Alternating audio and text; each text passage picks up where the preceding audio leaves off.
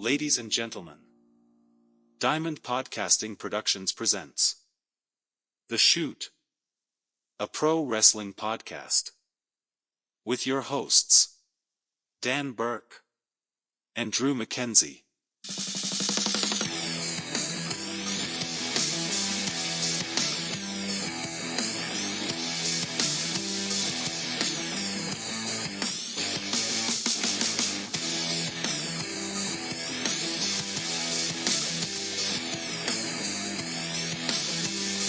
Good evening, everybody, ladies, gentlemen, ladies, children of all ages. You are listening to The Shoot. You're probably wondering why the podcast, the Pro Wrestling World podcast logo is up. I'll explain that in a moment. But you are watching, listening to The Shoot here on YouTube and now Spotify and Apple. We are expanding our little empire here. And I, of course, your host, Daniel Burke, and my co-host tonight, Mac. Mac, how are you this evening? I am fantastic. How are you? It's been a day. Let me just put that out there. But that's why I asked. So earlier today, I received a message from John of Pro Wrestling World Talks. And he has decided he is going to take a leave of the podcast. I don't know how long. He just needs a break. And I respect his wishes. I wish him very well and hope a speedy recovery. And I hope he can come back at some point.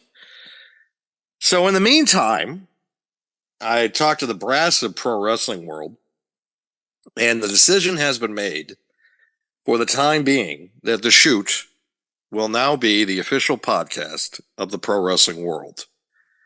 So if will be more or less The Shoot / Pro Wrestling World Talks for the foreseeable future, which I'm thrilled about from the standpoint of time, because now it's just one show instead of doing two at once. All that juggling act, it was becoming a bit challenging at certain points because I do have a fiance at home. I have a 40-hour-a-week job.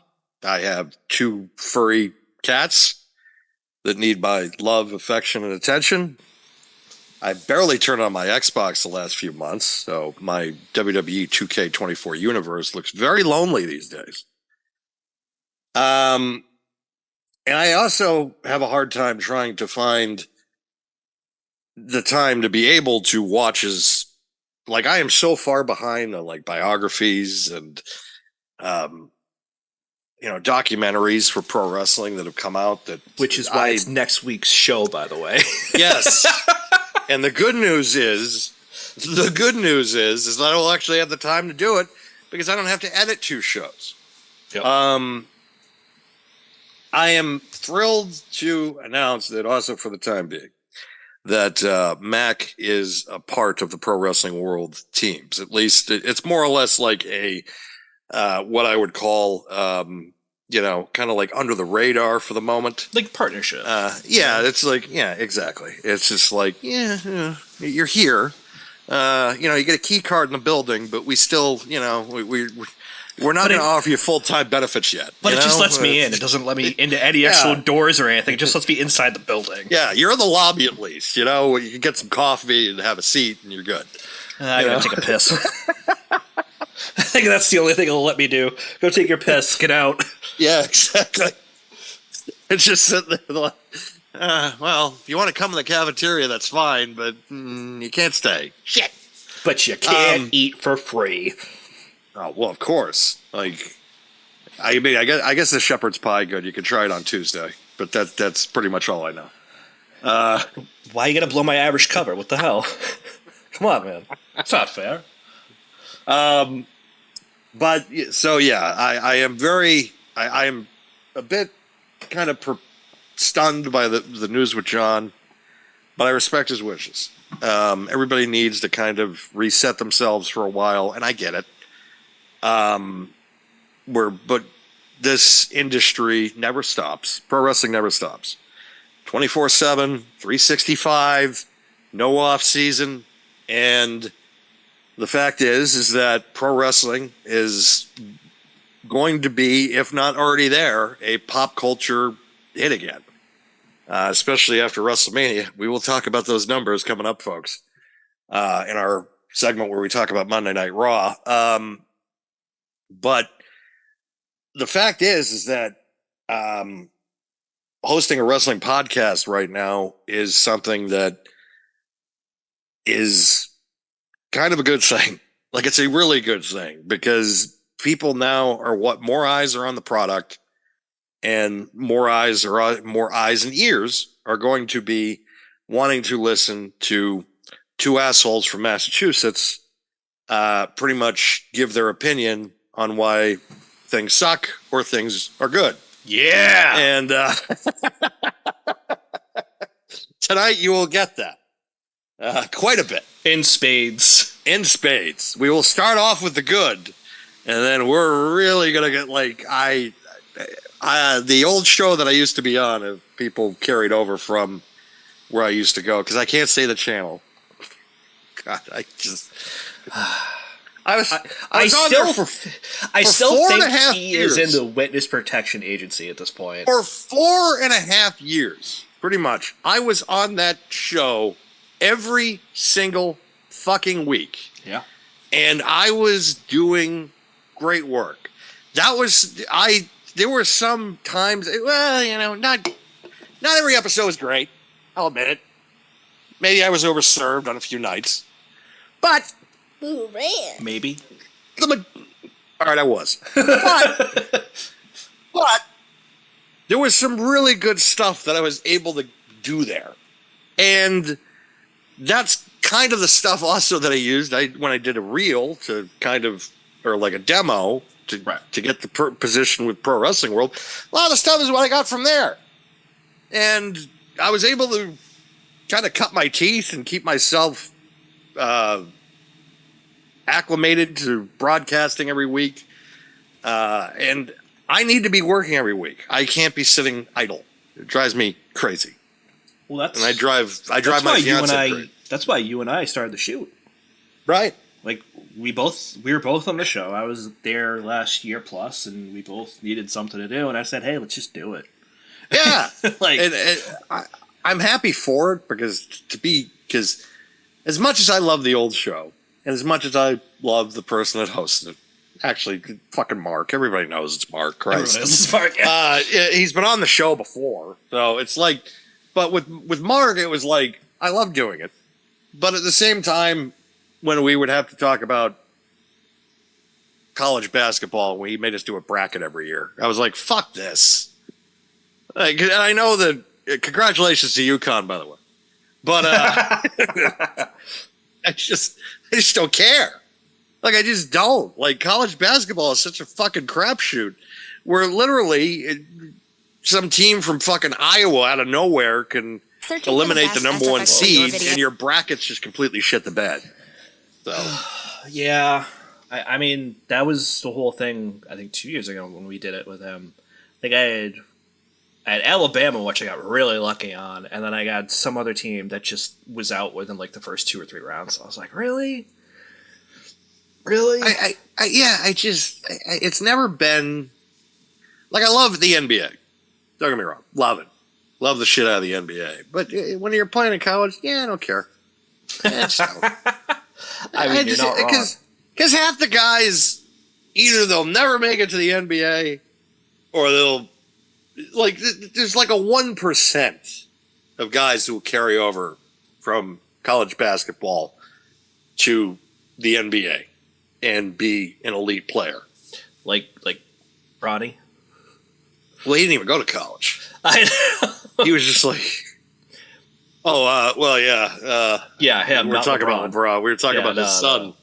Yep. Jesus Christ. I mean, how does he expect to enter the transfer portal You get any Division 1A school to just be like, yeah, we'll fucking bring him in.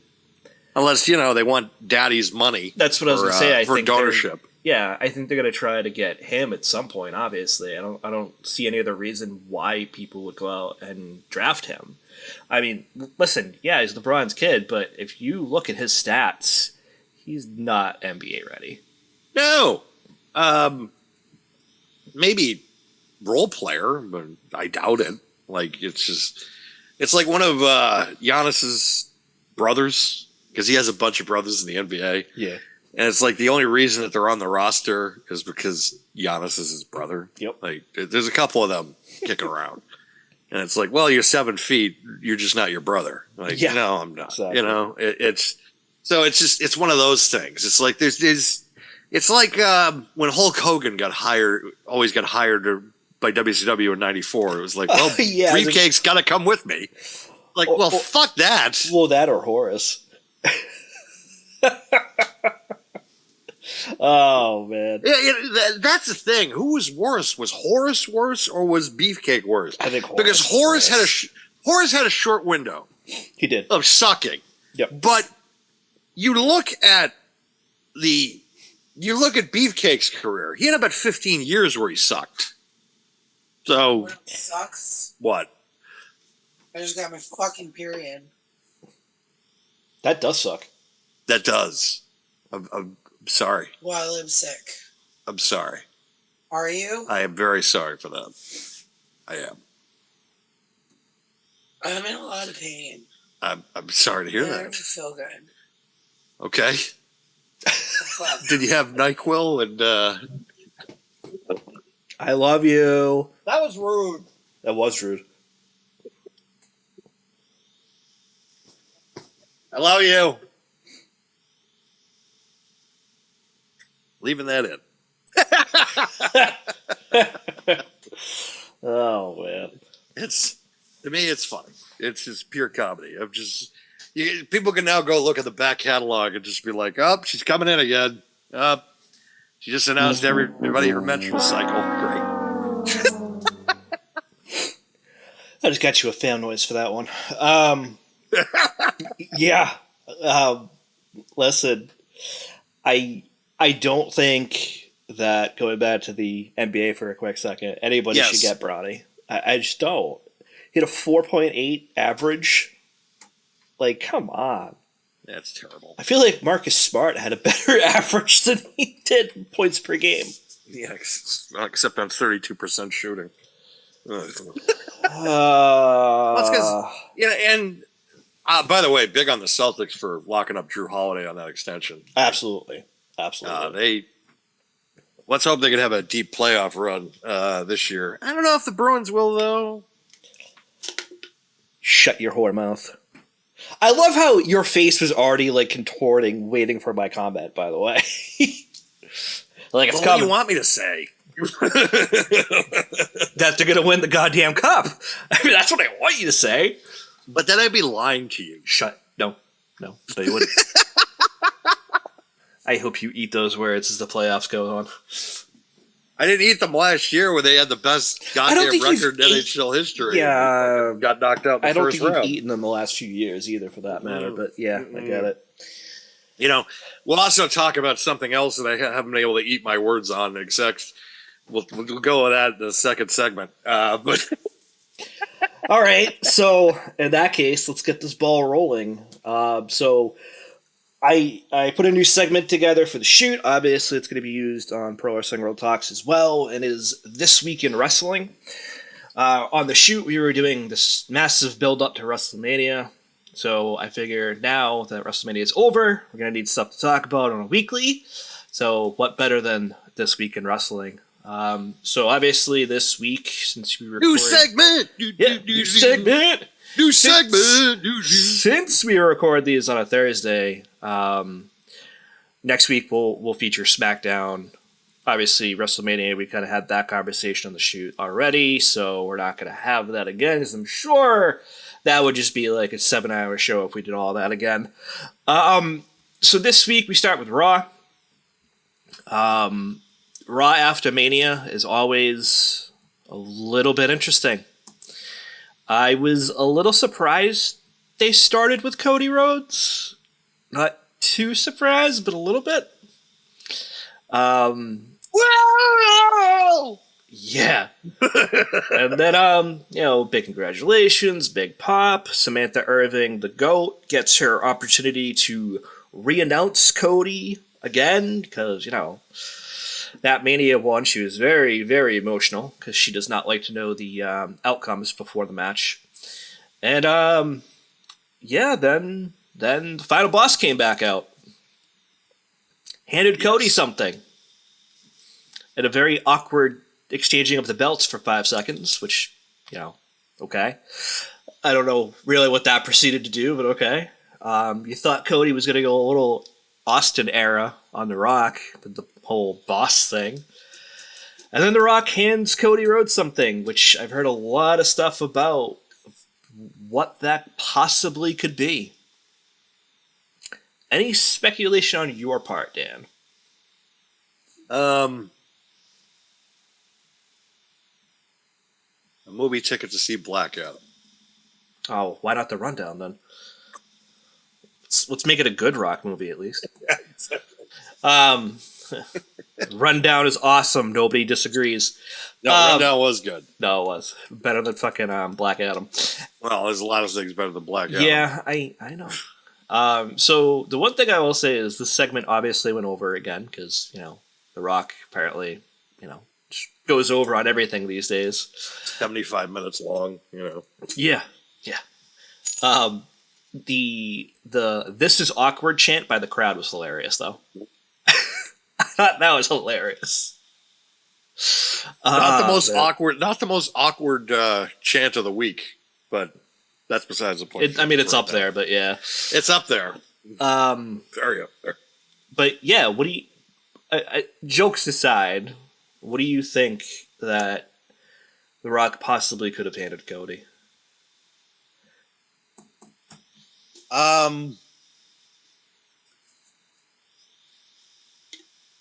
Probably a roll. It might be a piece of jewelry or Rolex or something. Okay. I've heard that too. Yeah, I've heard that rumor kick around.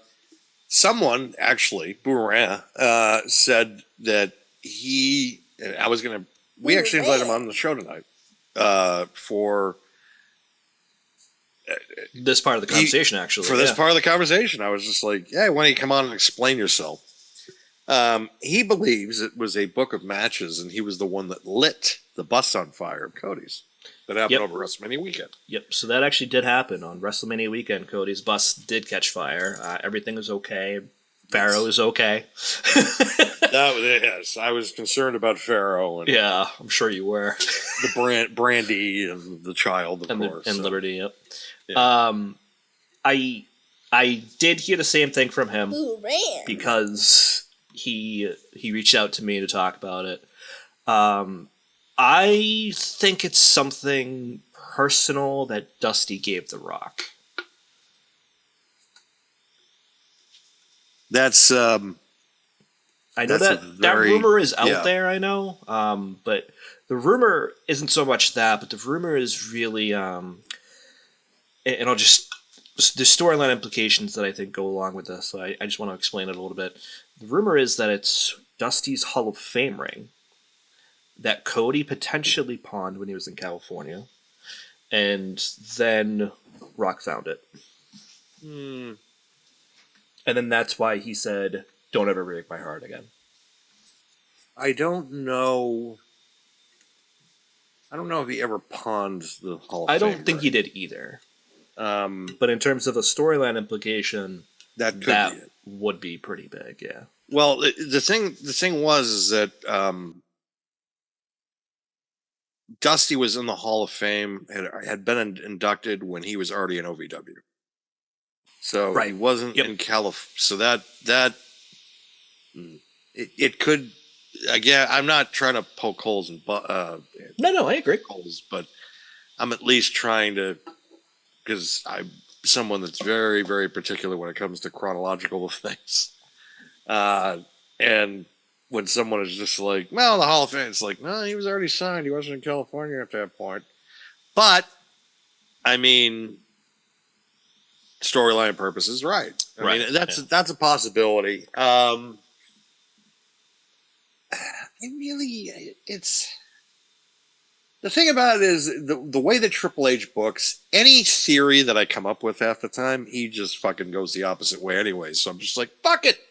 Why even talk about it? I don't think he does. I think for some of it, sure, but I think the overall journey, maybe, yeah, sure, but the overall outcome, like I said, when we talked on the shoot, or I think this past week, we talked about I think we were only missed 2 matches out of WrestleMania in terms of what we predicted the finish to be. Right. I think what I meant to say was that as far as because this is a fine little detail. What I've noticed with him is he does a lot of like detail stuff where you're just like, okay, like little Easter eggs here and there. Yep. So this is where I consider that more of like an Easter egg, but it obviously is going to be a plot point because it's pretty much it. I'll put a lot. If you had held a gun to my head right now, and Meltzer had confirmed that this was his thought theory as well, which it doesn't take a brain surgeon to know that this is the direction they're going after Monday. It's probably going to be Rock and Cody at Mania next year. Like, if it's not, it's one of the big 4. I'll say it that way. I totally agree with you, though. It's probably going to be Rock and Cody next year, unless they because I don't know if they're going to do SummerSlam. Because he's out at least until SummerSlam, from what I understand. So, yeah, I don't know. Yeah, no, I don't. Yeah, it's just I 100% feel the same way. Just it's going to trend in that direction regardless, and they're planting all those seeds right now because, like Rock said, Rock beat him on night 1. Did you hear? Granted, Did you hear about his payoff? No, I did not. I didn't hear about any of the payoffs. I'm sure Rock made $9 million for the main event on night 1. It's about $4 million more than I would have thought. Yeah, well, it's mostly stock options. Oh, I'm sure. From TKO because he's on the board. He's on the board. Yep. But also to, that was his kind of payment for WrestleMania Night 1, which look. He deserves every fucking penny. Every one. It's not even for what he was able to do and get more eyes on this product than in years. And we'll go over the numbers. WrestleMania last year grossed $21 million. WrestleMania 39 grossed $21 million. I thought. Yeah, that was the gate. Okay. This year. It's like 35 or something, right? 38 million. 38. Okay. And so that's like an upwards of like 70 something percent. Right. Ridiculous. Mm-hmm. And also you're talking about Philadelphia compared to Los Angeles too, on top of it. Even though you can tell us how you really feel, Dan. But California is going to usually has a higher cost of living. But you have Philly, which is a major mark city. I mean, over 200 and something thousand people between all 4 days. They had to lower they had to go the small setup for Monday night because they had a legit sellout, which again is ridiculous. The fact that they were able to do that 4 nights in a row. And it was WrestleMania 40 was also the most watched entertainment event in the history of Peacock. The history. I think it was 60 million something. It was some ridiculous number. And that is why, when we talked about at the top of the program, that pro wrestling is starting to become fun and cool again. Michael Cole said the other night when they closed everything, they just said, "I love professional wrestling." Yep. And then Pat McAfee came in and was like, pro wrestling is beautiful. Yes, it is. Yes, it is. And it went. They proved it. I mean, the numbers are just astronomical for this event. And now it's going to, and you think about the revenue that generates for a city, it doesn't cost them a dime to do WrestleMania anymore. It doesn't. Like, they can have 55 celebrities come out and they'd still probably make a profit. And Cody Rhodes sold $1 million in merchandise over the weekend. One fucking guy. $1 million in merch. Some guys don't sell that in a year. And he did it in 4 fucking days. And I'm sure those new designs helped too. well, that too. He's got good t-shirt designs though. Like he Well, I does. mean, like the story completed, new chapter starting. Yeah, the, like the new champion shirt. Yeah, the Backlash poster. It has him on has him on it with the title over his shoulder. I mean, we are in a new era. We're in a, but I feel like it's the money era for these guys because they just fucking are printing it right now. well, And- I mean, those two. We talked about this a couple weeks ago on the shoot. So The Rock made $9 million. You said. I'd be curious what Cody and Roman made for both nights because It's true. they're both in the main event on both nights. Seth Rollins, to the point, was also in the main event for night one. So curious how much he made, and he did have a match on night 2 as well. That was, a great match for what it was. So I would be interested to see what those numbers look like. I'm not going to go hunt them down right this second. I can't wait to see his quarterlies for his merchandise are probably going to be astronomical. For who, Cody? Yeah, Probably, yeah. like they're going to be like that. That'll probably be the biggest check he's literally ever cashed in his life because $1 million of merchandise. If they cut you if you make even a third of that, that's over $300,000. Sure, And he's that's making not- that anyways, but yeah. Yeah, and that's not even including like other stops they're going to make along the way, live event, websites, Yep. all that stuff.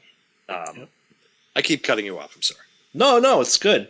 I just I want to spend too much on this. I want to go through the rest of the card of Raw so we can start talking about the other promotion, as it were. But I like I said, I would be interested to at least know the numbers. But the next match on Raw after that segment went overly long was, ironically enough, a guy who Dan does not want called up yet, Ilya Dragunov versus Shinsuke Nakamura, whose stock seems to be just going lower and lower and lower lately. So Nakamura jobs to Dragunov. Great match, though. Let's see. So another thing that we found out is the draft is coming. It will be later this month. It will start on SmackDown on Friday, April 26th, and will continue and finalize, quote unquote, I'll say that for a reason, on Monday, April 29th on Raw. Dragunov is entering the draft. We don't know if he's going to get drafted. There's a good chance. A lot happened on NXT. We're actually not going to go through that tonight, but there were a lot of teams there, like Final Testament, which I found hilarious after they were just on WrestleMania. I believe Ivar was there as well to challenge for the NXT North American Championship. So I would not be surprised if this is also a way to kind of promote the draft, but we'll see. The Judgment Day then came out to celebrate Rhea and Damian Priest both being world champions. Then Truth came out to celebrate his tag team championship with them, which just was awesome. So this turned into a 3-on-2 match with Dom, JD, and Finn Balor against Awesome Truth, and then their mystery guests, or The mystery guy you can't see. Partner, yep, was the guy you can't see, and I have it right in the middle. They all did a 5-knuckle shuffle, or as Michael Cole called it, a 15-knuckle shuffle, and then they all did the attitude adjustment. Yep. So that was that. I don't. Miz and John Cena on the same team too. I was just sitting there. I'm like, this is fucking weird. Yeah, I had that same feeling. I'm glad This you mentioned is that. fucking so weird. I'm glad you said it because I had that feeling the entire time. I was like, what is going on right now? Because it's like Miz has talked so much shit. Like, oh god, especially that what was it, WrestleMania 33? Yeah, it was WrestleMania 33. Right. When it was him and Maurice up against John Cena and Nikki Bella. Yep. Oh my god, they were throwing so many fucking live rounds at those two. Mm-hmm. I wouldn't be surprised if Cena wouldn't want to look him in the eye ever fucking again. And watching. Just watching them the other night, I was just like, wow, this is odd. Yeah, no, trust me. I so remember odd. I remember a lot of those moments, despite not, being as I don't even know the word, but high on my knowledge of wrestling history at times, I guess is the best way to say it. Fan, yeah, lapsed fan. Yeah. Yes. But I'm back, baby. Back, baby. So the next match was a women's match. NXT Women's Champion Roxanne Perez versus Indy Hartwell. So, for those that don't really recall, neither one of them had actually lost the NXT title, really. Roxanne had it stripped from her due to that health issue, if we're following kayfabe. Yes. Indy Hartwell was stripped of it because she got called up to the main roster, which and she was legitimately injured. And she was injured as well, yes, that's correct. This is another one where Candice LeRae tries to get involved to help, ends up actually costing Indy the match. Nobody really knows what's going on here. I'm sure at some point there's going to be a storyline between the two of them fighting each other because they just, WWE sometimes is actually still predictable. I don't know what they're doing with this. It's like one week they're on the same page, the next week they're not. It's like, what the fuck is this? I think they're trying to drag them to this dark side and have Indy go with her, but it just doesn't seem to be working that way at the moment. So I just don't know. I have no idea what they're doing with them. Yep. Right before the match, Liv Morgan attacks Rhea Ripley backstage. Look to see Liv probably challenge for that title at some point. Probably soon. You notice the long shot they made what they took it out of the hallway and then they went right out to the crowd. That was cool. I was like, that is like Scorsese type shit. That had to be a drone. It had to have been. I was remembering that as you said it too, when they did the long shot after the people came in to split them up, and they continued down the hall to the open arena, and it's going in this weird pattern. So I'm like, so cool. I'm like, wait a minute, that's a fucking drone. So yeah, you can definitely tell that's not Kevin Dunn's production. He's just like, he wouldn't have done that. No comment. Well, number one, he'd be too busy chewing on wood. If it was Kevin Dunn, he probably would have crashed it 50 times. Goddamn buck teeth! Jeez. So the I next... find you tiresome. My God. So the next match was the new Intercontinental Champion Sami Zayn, along with Chad Gable fighting Imperium's Ludwig Kaiser and Giovanni Vinci. Giovanni. So Zayn and Gable defeat Imperium after the match. Gable says he wants to call in his favor to challenge Sami Zayn for the Intercontinental title. It's going to be in Montreal next week on Raw. Since it's in his hometown, I would not be surprised if, of course, Sami retains. Gable he'll turn probably. I'm surprised they didn't, but considering they wanted him to, Sami, I should say, to defeat Gunther, I'm not really too surprised it hasn't happened yet, but right. I am waiting for it as well. It just seems to trend in that direction currently. It might happen Monday. I don't know yet. If it doesn't, the week after is what I'm thinking, but probably. It could be. It very well could be. The next segment after this was backstage. Chelsea Green is upset that she didn't get a WrestleMania moment. All three GMs So that being Adam Pearce from Raw, Nick Aldis from SmackDown, and Ava from NXT, all saying they have helped to get her a match, more or less, and then also saying you never know who might end up in NXT, hinting that they might be part of the draft this year or something. Like, we don't know how it's going to look yet, obviously. So the next match was Chelsea Green against a mystery opponent who ended up being Jade Cargill. And Jade squashed her in about 10 seconds. Yeah, it was quick. Yep. Apparently this was supposed to go longer, I read, but due to the opening going long, as I mentioned earlier, The Rock went long again. So strikes again. God damn it. Yeah, it's funny. The site I'm on actually says this felt very much like a match that was savaged by time constraints. I wonder what those are. So next up is, I believe, let me just scroll down here because it's saying, okay, yeah, it is the last match. The last match was a fatal four-way for the number one contender for a shot at the World Heavyweight Championship currently held by Damian Priest after WrestleMania. So this match featured, let's see, Drew McIntyre, who was not happy at all. That fucking promo was great. It was phenomenal.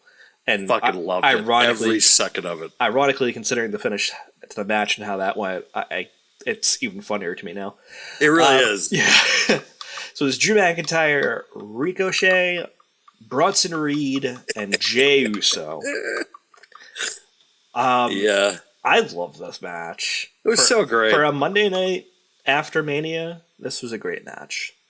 The 450 that Ricochet hit on Bronson Reed on the announce table, I thought he was going to break himself in half. The way the table kind of like broke and then went up into his sternum a little bit. Ugh. Oh man, I was like, "Whoa, dude! I hope you're you're okay." Yeah, yeah. I was not surprised by the outcome, so to speak, because I knew it was going to be one of these two guys that were in it at the end. That being Jey Uso and Drew McIntyre. I'm glad that Jey Uso is getting a title shot, especially having hopefully finished this whole Jimmy thing. Yeah. And then the best part of the match for me was the extracurricular, which I have up, which will be posted on YouTube and probably on Pro Wrestling World Talks and The Shoot, of CM Punk getting involved in the match to hold Drew's leg before he can hit the Claymore on Jey Uso, thus costing him the match.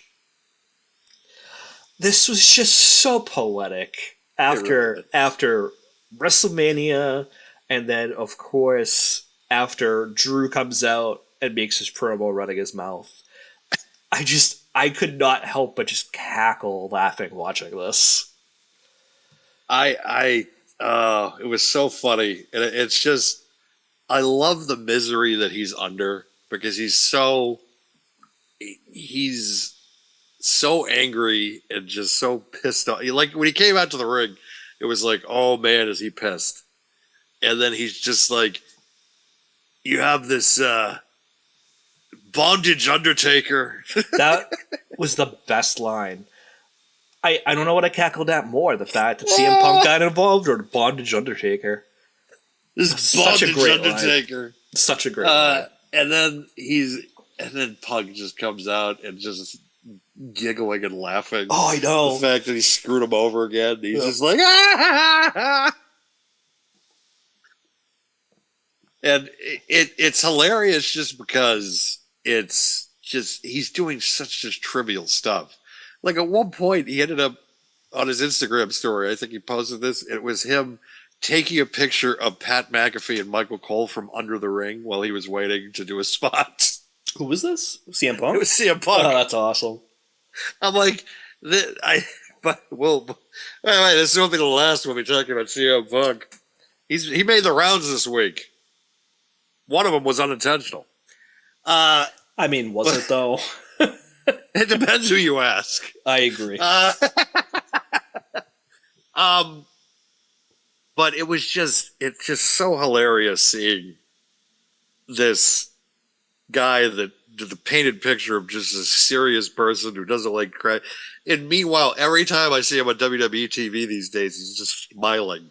He's just got like the biggest smile on his face. He looks like he's having a blast, man. He really is. And not for nothing, like for those that don't know about me, especially for those listening to Pro Wrestling World Talk, yeah, I'm not the biggest AEW fan. I don't hate it. I don't love it. But I would say it's a mild indifference. We'll say it that way for now. Right. Dan knows the truth, and that's okay.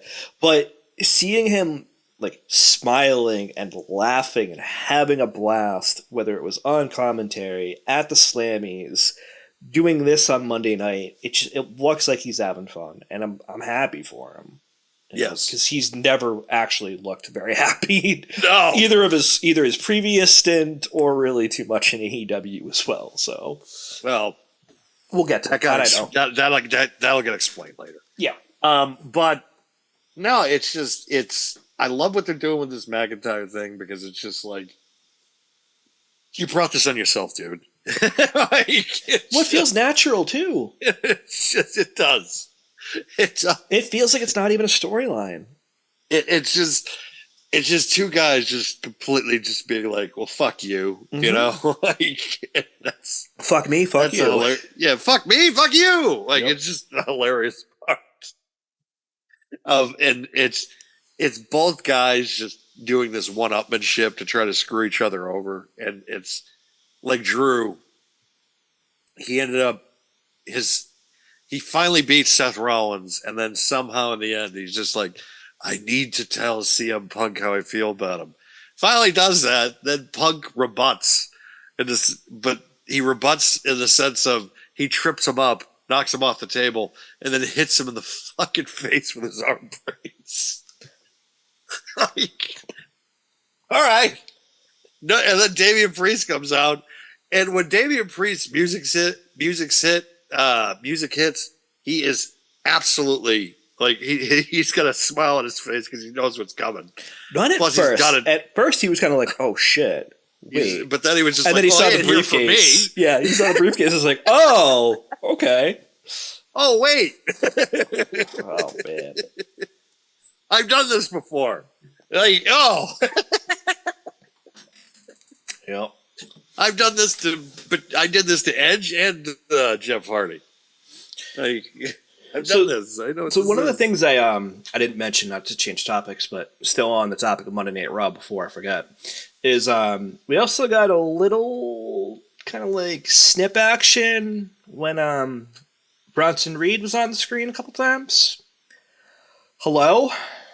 Well, yeah, that seemed to pop up on Twitter today too. They ended up deleting. Yeah, I don't know if they deleted it, but either way, that did pop up on Twitter. You're right. It's rounds. Yep. And that's. I mean, I've heard Uncle Howdy, but I don't know. Like, I don't know what their plan is. I heard it was they were going to continue the character at some point to kind of honor him. And potentially to give Bo Dallas a job, maybe too, but I don't know. I don't know. Yeah, it's interesting in the context of we don't know a lot right now about it. I'll be interested to see what it ends up being. I would not be surprised if it is Uncle Howdy, but I hope they do it justice. And actually, the other thing it could potentially be outside of that is if they do that, we could also see Alexa Bliss return at some point too. Yes. I'm all for that. Me too. Because she's a sweetheart. She is.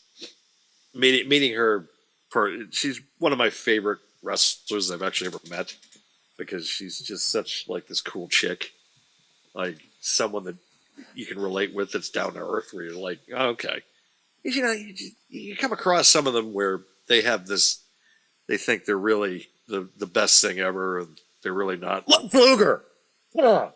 Sorry. Sorry, what? Sorry? I don't know. I had to cough something up. Oh, okay. Rock back. Never mind. Sorry. Okay. Are you okay? Yeah, I'm fine. Okay. But then I've met some interesting people, like CM Punk. He didn't choke me when I met him. Like, he didn't choke me. So that's a good thing.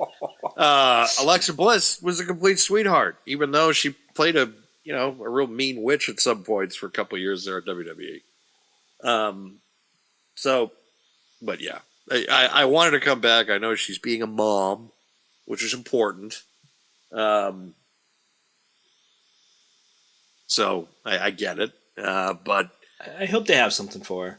I'm sure they do. That's my hope, because I do think that the landscape has changed since she was first, the goddess, as it were. But I think you can still utilize her in some of these cinematic things like they did with Bray. Her and Tiffany Stratton would probably be a good tag team. Yeah, I don't know. I'm gonna plead the fifth before this goes completely sideways. I'm gonna plead the fifth anyway. So that was Monday Night Raw. Not the best Raw in the world, but still very good. Still very good for a Mania after Raw. You had a couple run-ins, obviously. You had Definitely better than last year's. Oh God, yeah, the one where the script got ripped up about 20 times before 7 o'clock. God. Yeah. I gotta still gonna let people know how good I am. No, shut the fuck up. Go off in the corner somewhere. I mean, if that was the case, then you failed miserably. I'm not gonna fall into the bait of talking about that last year. That was so bad. Redacted. I hope that just spitball on this part. I hope that if the plan was to get a feud for Cody, that it was always Brock and not Vince's idea. Because if it was Vince's idea, they wasted way too much time on it. Oh, yeah. Now, having said that, though, to change gears to a much different landscape, as it were, in terms of how two very different wrestling promotions put on two very different shows this week. Dan is chomping at the bit, as you can see, to talk about this.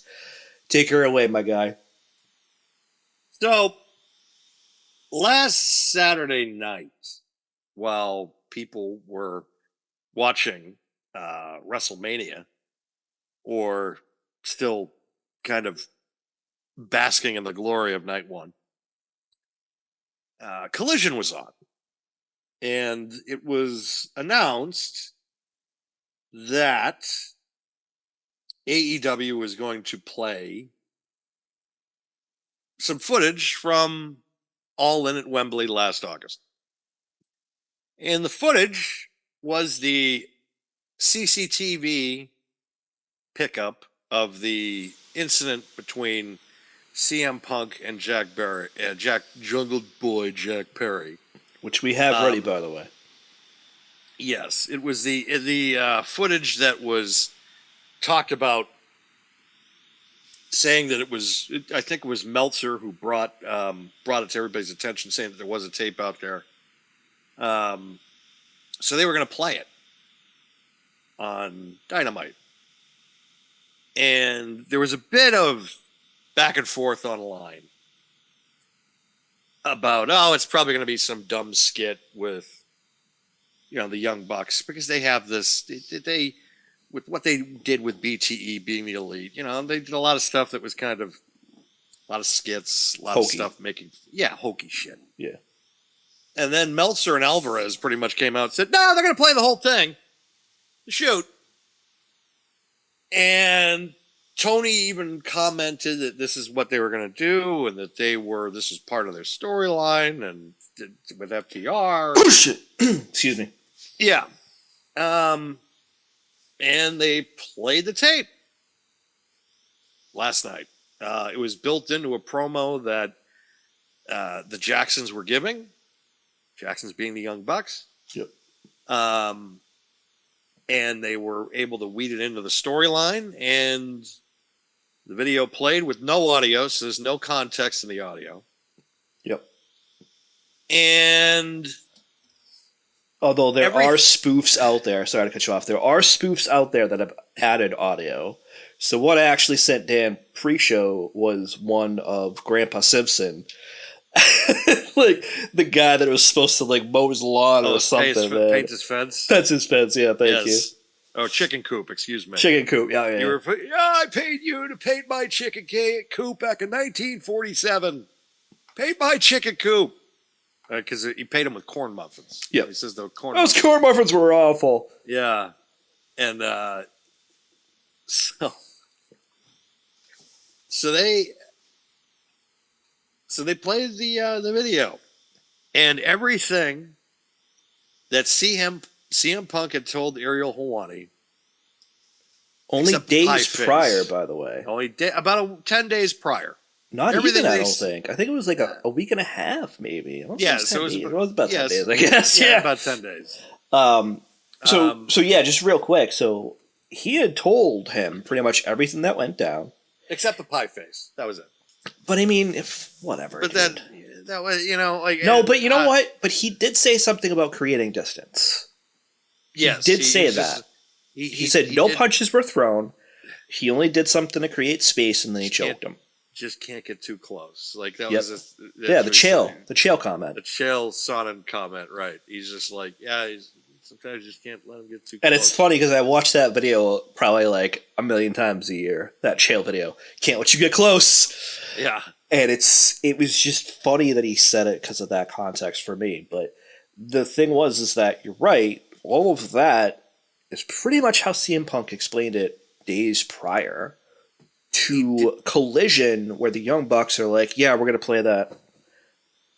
It's like, don't you find that, and this is somewhat rhetorical, you can still answer it, but don't you find that somewhat convenient that the minute he mentions this, the very next Collision they air, they're saying that? Yeah. He was chomping at the bit. Like, and this was, and I mean, he was chopping at the bit. I mean, he was telling. He's been sitting on this for fucking 8 months, and he couldn't come out with, and he couldn't just figure this out. Like, he couldn't come out with, like, the first week. That first week that he had him fired. And he couldn't just show the tape then to kind of give people the explanation of what happened. Because then you're ahead of it. You're ahead of it, and you have it on video. Right. That this is what he fucking did. Yeah. The problem is that now what happened now is that Punk already gave his narrative. He gave his side of the story. He told you everything that he did. You watch the video, and it's exactly what he said he was going to do. That what happened? Everything that happened, he said clear as day. Right fucking there. So CM Punk obviously is now not a liar. So you can't sit there and be like, well, he lied. No, he didn't. Everything he said is what happened in the video. And so you're not ahead of the narrative at that point. You're behind it. You're behind it by a week and a half because you held on to this thing for 8 fucking months. And all you had to do was show that the night you fired him. Just show the tape.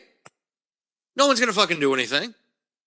They're going to be like, because immediately at that point, they would have understood. Tony Khan would have been the baby face. They'd been like, good thing getting rid of him. But wasn't ahead of the narrative. Wasn't.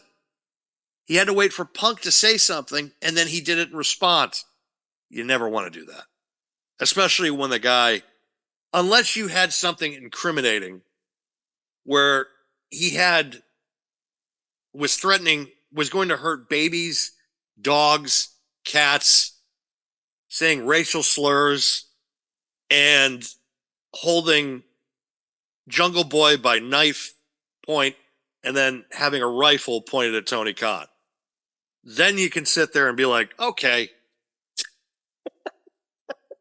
I guess he lied a little bit. You know, I was really concerned with where you were going with that for a second. No, I'm saying that, like, you know, I was about to be like, well, he was juggling fire at the same time while he's choking dogs. Cats and dogs living together, mass hysteria. Like, I wonder if he called Tony Khan dickless. Like, yes, it's true. This man has no No dick. dick. It's it's one of the most shame as far as Bush League, as far as minor league. This is right the fuck up there. It's not as damaging as some other stuff that we're going to talk about later. Because it's not like it harmed anybody physically. Like, there's some things it harmed people physically and emotionally that we're going to talk about later. Because we're going to talk about some of the things that are the worst promotional tactics in professional wrestling history. This is rather minor on that infraction. I mean, except is for the it business though? On it. Because what we're going to be talking about later is more Like the really, cream of the crop ones, and it's going to be dark shit, right? Yeah, there's some things that are going to be really dark. But this is not dark. This is just a waste of fucking time. Hold on. Okay, that's fair, but it's still a dirty tactic. Number one, it's still it's extremely dirty. It's shameless and dirty.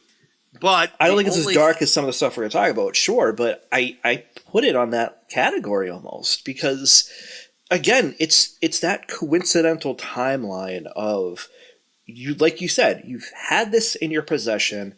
I smack the microphone, waving my arms about as I talk about this. You have this for 8 months. There's no way you're telling me that he didn't have this, or at least didn't know about it, one or the other. And then all of a sudden, CM Punk goes on Ari Emanuel's podcast, broadcast, whatever you want to call it, and said all this stuff. And then randomly, it's like, okay, well, let's go talk about it then. And it's going to be part of the Young Bucks story. How? Why? It's petty, in my opinion. It's a way to so this is like and I know we talked about this and I didn't get a picture for it on the next slide, but we talked about, like, just for a quick example, during the Monday Night Wars, Bischoff announced, because Raw was taped at the time, that, oh hey, Mick Foley is going to win the championship, and people went to go watch that instead. Yeah, they lost like 200 and they lost over 250,000 people for that. Yeah. Automatically switched over. And the guy who actually said that is the guy pictured to the right, Mr. I feel so fucking bad for him. To the left, Tony Schiavone, yeah. Well, You're from right. where I'm seeing it, my right. Sorry. I didn't realize it mirrored it that way. Anyways, yeah, the guy above Dan, I guess. So, yeah, Tony Schiavone is the one that answered it, got told by Bischoff to say it, and they lost, like Dan said, 250,000. They lost 250,000 for that. Tony Schiavone was involved in this last night, and as you can see, that is a broken, beaten man that literally had a non-fash black. I mean, so there were two things that spoke to WWE last night. We already talked about one of them. Yes. And it's not necessarily talking to WWE, but since CM Punk is currently signed as a WWE talent, we're going to say that it is. The other one was, as you can see, Renee's reaction was Will Ospreay taking shots at Triple H for Triple H's comments on, I believe it was night 2 of the pre-show. Yeah, it was on McAfee. It was on McAfee's show. Oh, it was on McAfee's show. Okay. Yeah. It looked the same, man. I know. All outside. So it all runs together, I know. It does. Yeah, that weekend was just rough. Yeah. So on the Pat McAfee show, as Dan said, Triple H went on and basically said he didn't want certain guys because they couldn't deal with the grind. And Will Ospreay apparently, and I shouldn't even say it this way. I should say it more this way. For the second week in a row, people had to go out and defend either themselves, the company, or Tony Khan. Because Adam Copeland had done it the week before as well. I love Tony Khan. I love where I work. This is the best place. This is the best place ever. That's my Canadian impression. Sorry. That hurt. Oh yeah, and I don't think tonight helped either, or last night. It just hurt with Edge because it's like when I'm having some of the most. No, you're not. Shut the fuck up. You're getting paid to say that. Don't give me this bullshit. You got forced into doing this. For number one, he knows it's bullshit. Of course he does. Absolutely knows it. Of course he But does. he can't. He needs to. He got no reaction on that speech. None. Nobody really cared. You mean all 50 people in attendance actually gave a shit?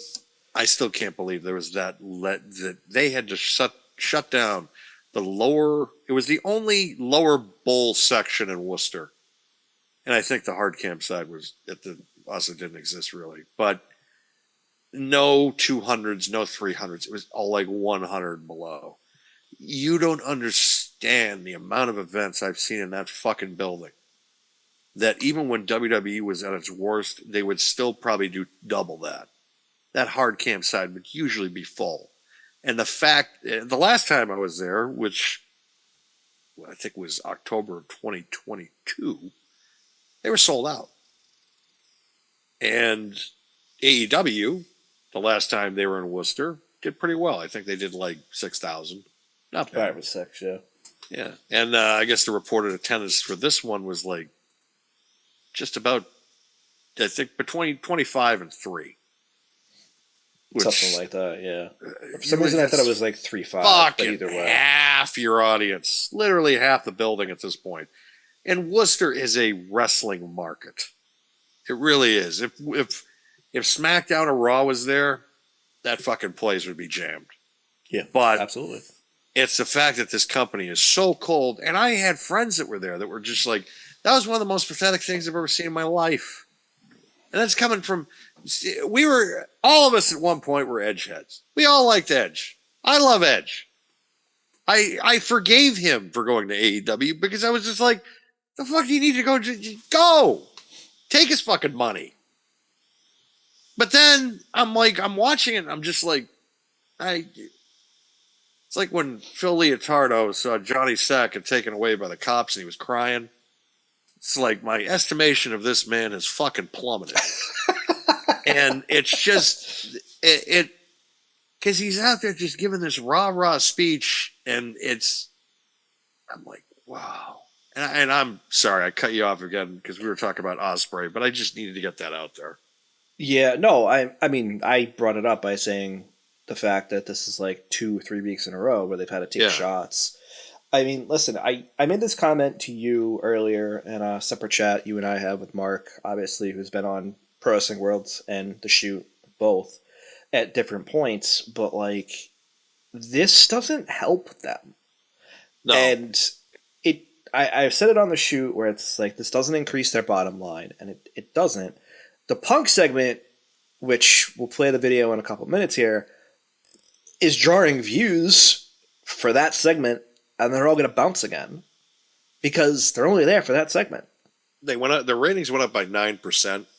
Like last week, I think they were at like 750. This week they were at like 720, like 820. Excuse me. Right. Or just under 820. Right, but if we look at the statistic and the breakdown of segment by segment, because I know they do that, I'm sure they gained a bunch of views for this segment, and they all dropped again. Yeah, that's. I mean, they started off with like 900 something thousand, and then they immediately dropped in the first 15 minutes to like 860. It was a rather significant drop. Actually, I got the numbers. Pull it up right here. But it was the meme game has been fucking tremendous with this Punk stuff. Oh, absolutely, man. It's just been ridiculous. So between 8 and 8:15, they came in with the strong lead-in, of course, of The Big Bang Theory. Which let me tell you something about The Big Bang Theory. My mother likes that show, and I love my mother to death. She's, of course, like the woman is a saint. But usually, if she likes a certain show, like a sitcom or something like that, most of the time I'm like, I'm probably gonna hate it. And there are some shows that she does like, but just as far as sitcoms are concerned, I never really take her word at face value. So here it is. they started off at 8 o'clock at 981. By 8:15, they were already down to 857. So they lost almost about 130,000 people. However, the Bucks, the Young Bucks thing with the all in stuff, went back from 857. They went to 880,000. So they gained some views there. So but what was only the drop off after that, though? 822. So And was almost that steady? So about 58,000 people were there for the Punk thing. And then so 822, they're at 822 between 8:45 and 9 o'clock. And that's for FTR. So they're giving their live promo, and plus, so they're getting the reaction from everything that the Bucks just said. Right. So that's also the Will Ospreay segment. So at 9 o'clock, so between 8:45 and 9 p.m., they're at 8:22. They see the Will Ospreay segment going into the 9 o'clock hour. Mm-hmm. Between 8:45 and 9 p.m., they went from 822,000 to 767. So people saw the Ospreay 60,000 views. 60,000 views from the Ospreay promo alone, and they end up the night at 723. So they lost another 40,000 by the end. And there have been weeks that they've gone below 7 for their main events lately. And some of them included like Willow Nightingale, and especially since they signed Mercedes Moné. By the way, Mercedes Moné will not probably be wrestling a Dynasty. She says she will probably be making her debut at Double or Nothing in May, which, why the fuck is she making that much money if she's not going to be performing for another month and a half? Like, that because is... of the guy in the middle of the screen who I put there on purpose with that graphic on purpose. You know, it's just... I hate to go on a rant here, but... No, you don't. When the fuck is he going to wake up? Like...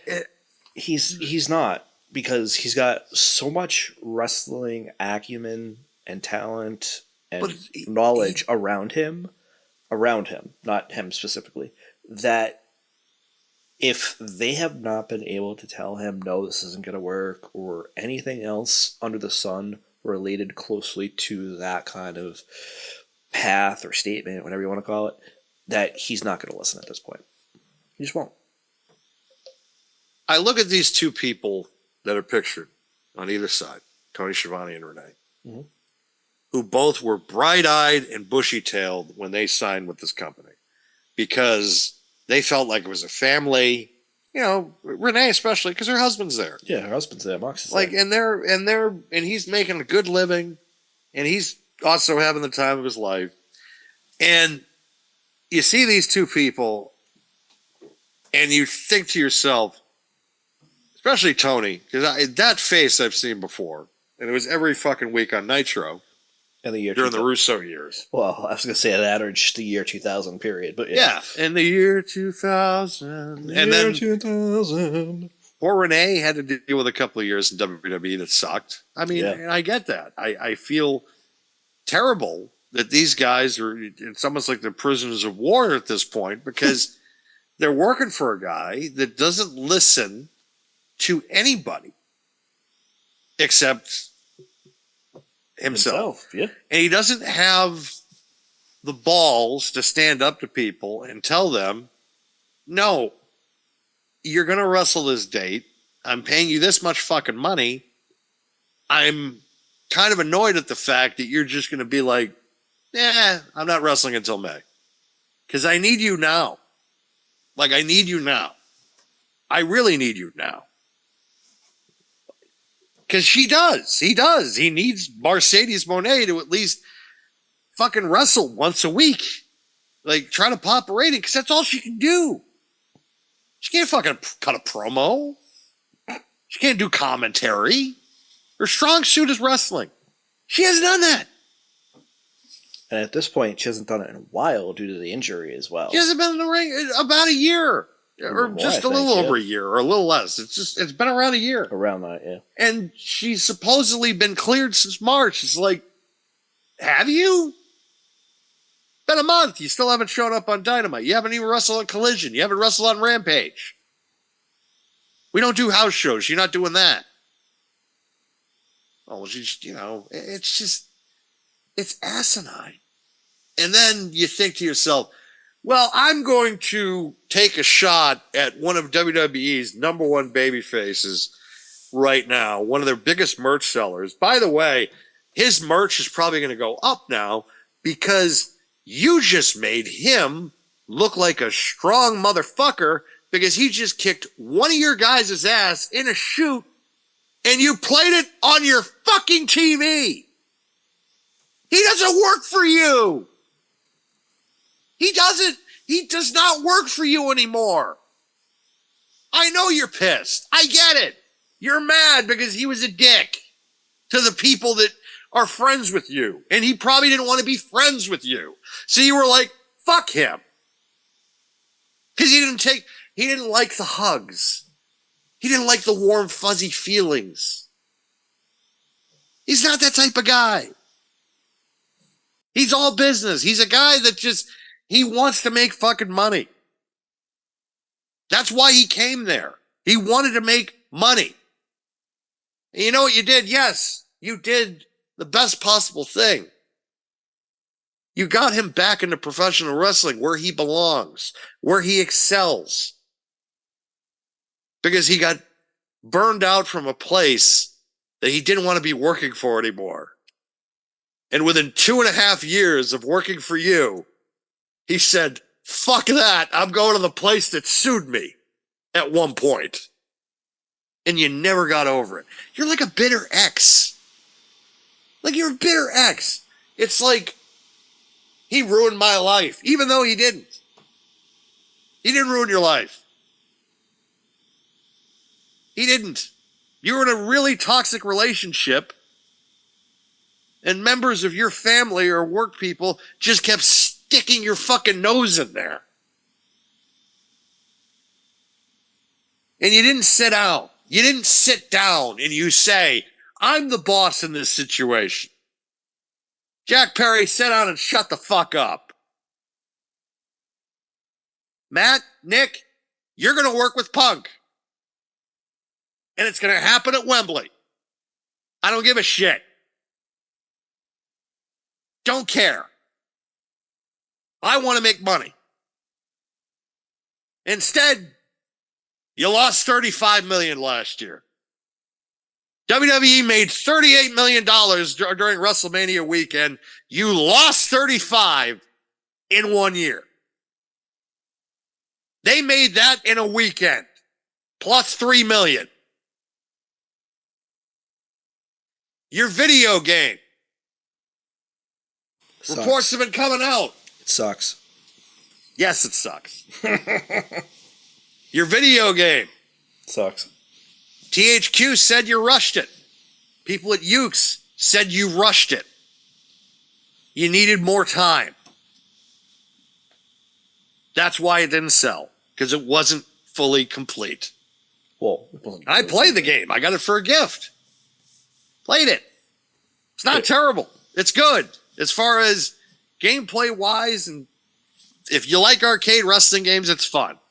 If you like No Mercy, it's fun. But it doesn't hold my attention. And you have a shitty if you don't have a good create a wrestler section for your video game, for a wrestling game, like where you can customize literally everything, you're done. Don't even make the fucking game. Because that's most of, if not all of the draw for some people.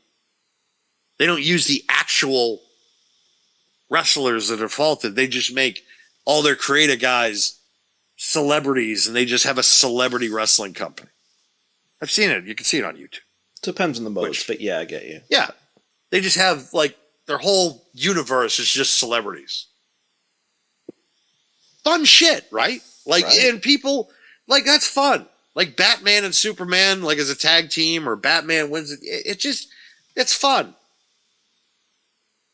People want to watch it. It's, like, content that not only people like playing, it's content that people like to watch.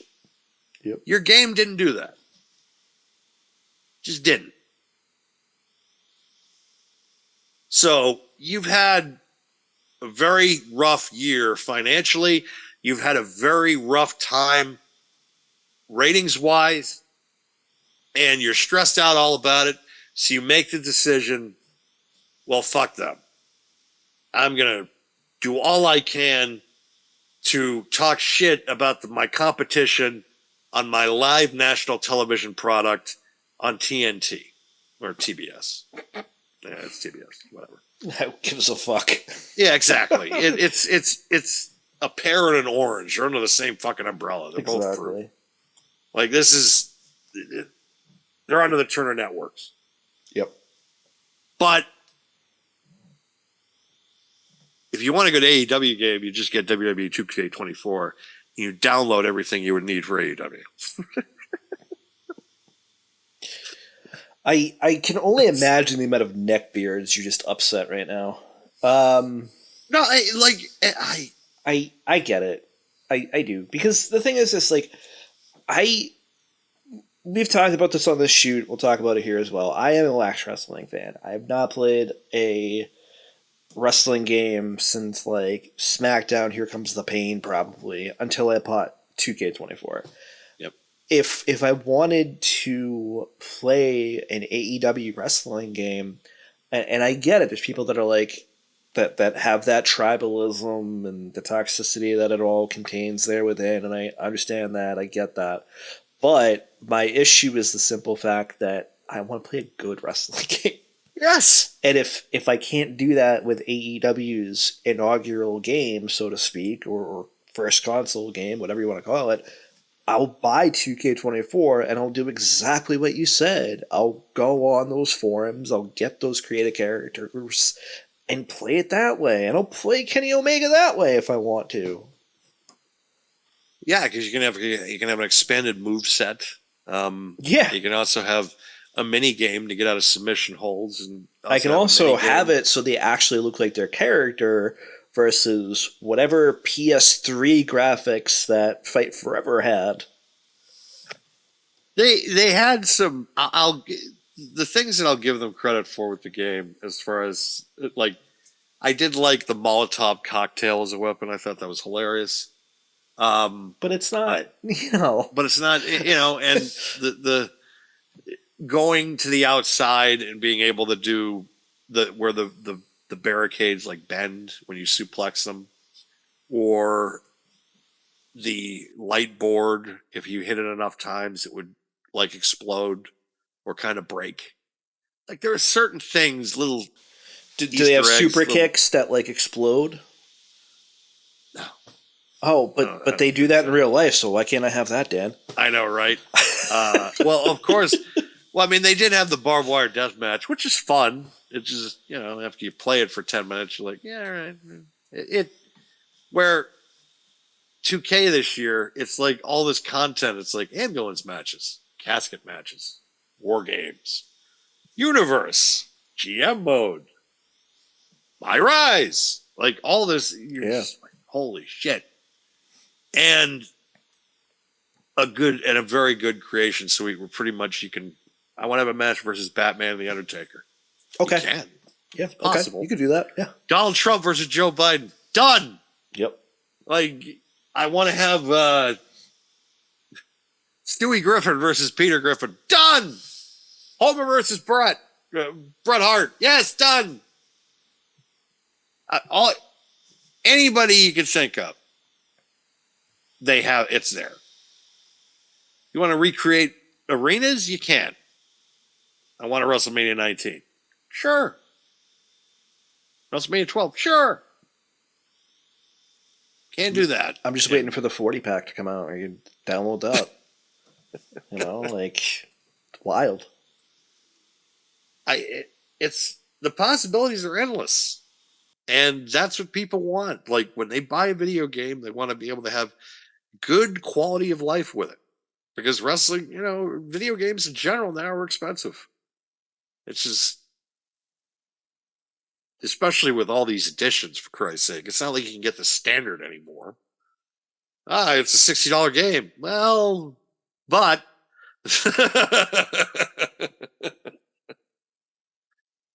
but are we gonna pull up the footage? Yeah, Think, I was just gonna say. I think we could talk about the Will Ospreay thing, but I don't think there's not much to say about it. No, except the fact that he's using a fucking 15-year-old reference. Like he used something that somebody would say 15, 20 years ago.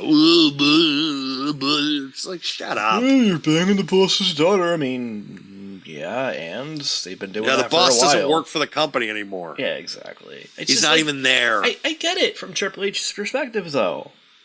I get it. But, at the same token, I get sometimes these guys, they say certain things and they get pissed off about it, but, in his case, just it doesn't benefit him or his company to say any of it. Not at all. So, yeah, let's pull up the footage. We might pause this a few times because there's no audio, so we can kind of talk through it. But as it picks up, they're already talking. Samoa Joe is pacing in the background to the left or right, depending. And the referees, Aubrey, and I don't know the other referee's name. No one stepped in at this point, and it's just like... Yeah, this goes on for 30 seconds or so where nobody's stepping in. They should have stepped in. Yeah. There was heat there. They should have known, hey, this is going to be a problem. Well, watch. At some point, you see them all kind of turn. They knew, yeah. But I think it's coming up. They should have known. They should have, 100%. Aubrey has stopped kind of moving around a lot and is looking over. She's like, what are we doing, guys? Joe is still pacing. I think it's. I think Punk, when he turned his head, was probably looking at Tony like, are you going to fucking do something? But if you just saw it, it's hard to catch, but Jack Perry just kind of moved his arm around a little bit. Yes. Whatever he said, we don't know because there's no audio, obviously. Punk has already kind of looked around are you serious? And there's the shove. And here we go. And there's the choke. Yeah, it was a pie face and then a choke. I don't think a shove, but I couldn't really tell. And there's Tony's arm, as you said. There were some monitors that got bumped over, but I don't think this is... I think they just bumped, yeah. I don't think they just went bumped. Over I don't think they were any... He was not in danger by any means at this point. And we'll He's see not at all. We'll see the Punk lunging at him. I think Punk is just trying to get into his face. I think this is it right here. He's kind of reaching his arm out and is looking in Tony's direction. He's not lunging at him. He's probably just pointing at him. Hey, fuck you. I'm done. Yeah. And you couldn't handle this shit. Joe has gotten in there pretty quickly. I give Joe a lot of credit in this because he got in there very quickly and got Jack Perry and took him to the other side of the room completely. I can't tell if he lunged at him. He definitely goes back there a little bit. That's I agree. It's not really a lunge. It's something though. We can't see but it. I think he was probably gesturing to him that he was done. Probably. I don't think it was anything trying to be malicious because he knew that if he put his hands on him, he'd be done. He would not have a job in WWE at this point. He'd be done. And if that was everything that he had said in the interview with Ariel Helwani is exactly what fucking happened. Yep. And that's the problem because you played this after he pretty much confirmed. He pre-confirmed everything. Yeah. So now it's like you play the video. It's like you better have something damning. There's jack shit. Nothing. No there. pun intended. There's nothing there. Well played. I just have to say intended. before we remove this, I have to say that the guy in this purplish kind of shirt right here with his hands over his face is everybody's reaction. Actually, that's Chris Hero. Is that Chris Hero? I didn't even Chris recognize him. Yeah, no, that's Chris Hero. But that's everybody's reaction, like, oh my god.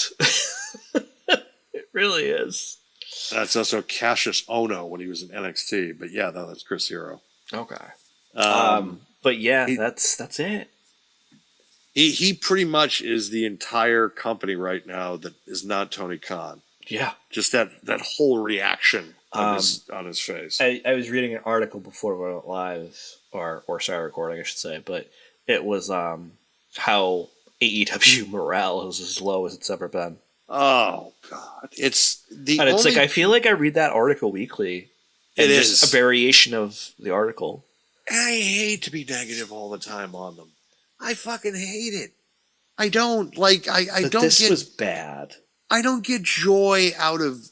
And people must think that it's just like I'm trying to spread this toxicity. No, I'm not. I haven't tried to spread toxicity about this company. But you have to understand something with me, people. When it comes to the wrestling business, I would rather be right than optimistic when I know there's no chance. I knew from day one what was going to happen. I posted it last night on my social media. I just said, I've told you all since day one. And every fucking thing that I have ever said, whether it was on this program, whether it was on another program, whether it was on social media, whether it was in private text, private chats, I told you all this was how this was going to go down. And no one, I ate shit for a couple of years. Constantly. I had to hear it. I had to deal with it. But I knew in the back of my mind, I'm like, this can't sustain itself. Of course, 2022 happened, and the one thing Tony Khan didn't think was going to happen, happened. Yeah. Vince is out. Yeah, and we talked about that. I think we talked about it on the shoot. I know we've discussed it separately in chat and everything like that. That I think that Tony Khan's, I don't even want to say it this way, but I don't have a choice. His business perspective in terms of the wrestling industry was maybe right at the time. People wanted that alternative, but now it's, you know, we've seen it and we've heard it in the lead up to WrestleMania and WrestleMania weekend. It's the Renaissance era. It's the Paul Levesque era. It's everyone's era. It's all of these things that we've heard going into WrestleMania and coming out of WrestleMania. And I've been saying it on the shoot that watching WWE has felt fun again. Yes. I don't think I ever thought I was going to say that. I don't. There are moments, don't get me wrong, sure, but I don't think I was going to say to the extent that it's fun to watch again. Because we all thought Vince was going to live to 150 and outlive us all. No, And he would still be booking no. until Hold on. Sorry, I have to interrupt you here. I thought he was going to be like on Futurama, one of those heads, like Nixon, and just still running the show after he's long actually physically dead. Yes, he's that's still a very a fair body or a head, excuse me, and in a jar without a body. That's what I thought. Yes. No, that's a fair point. That's actually a fair estimation of probably what was going to happen. That was my thing. I'm just like, he's never going to be out of this. Like, he is going to live till way past everybody else, or he's going to be in that situation where his brain is going to be, he's somehow going to be the first guy to have AI. Like, his brain is just going to be entire artificial intelligence. Yeah. So all the thoughts that he had is just going to come out, and it's just going to be like, that's going to be the script. It's going to be long after I'm gone. He owns his own building. It's just him as a supercomputer in the entire building. That's it. Exactly. There's Book one, it, print me money. Print me money. But thankfully, there is a God, and decided to smile upon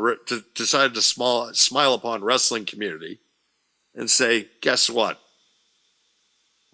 He's gone. He's gone. He's never coming back.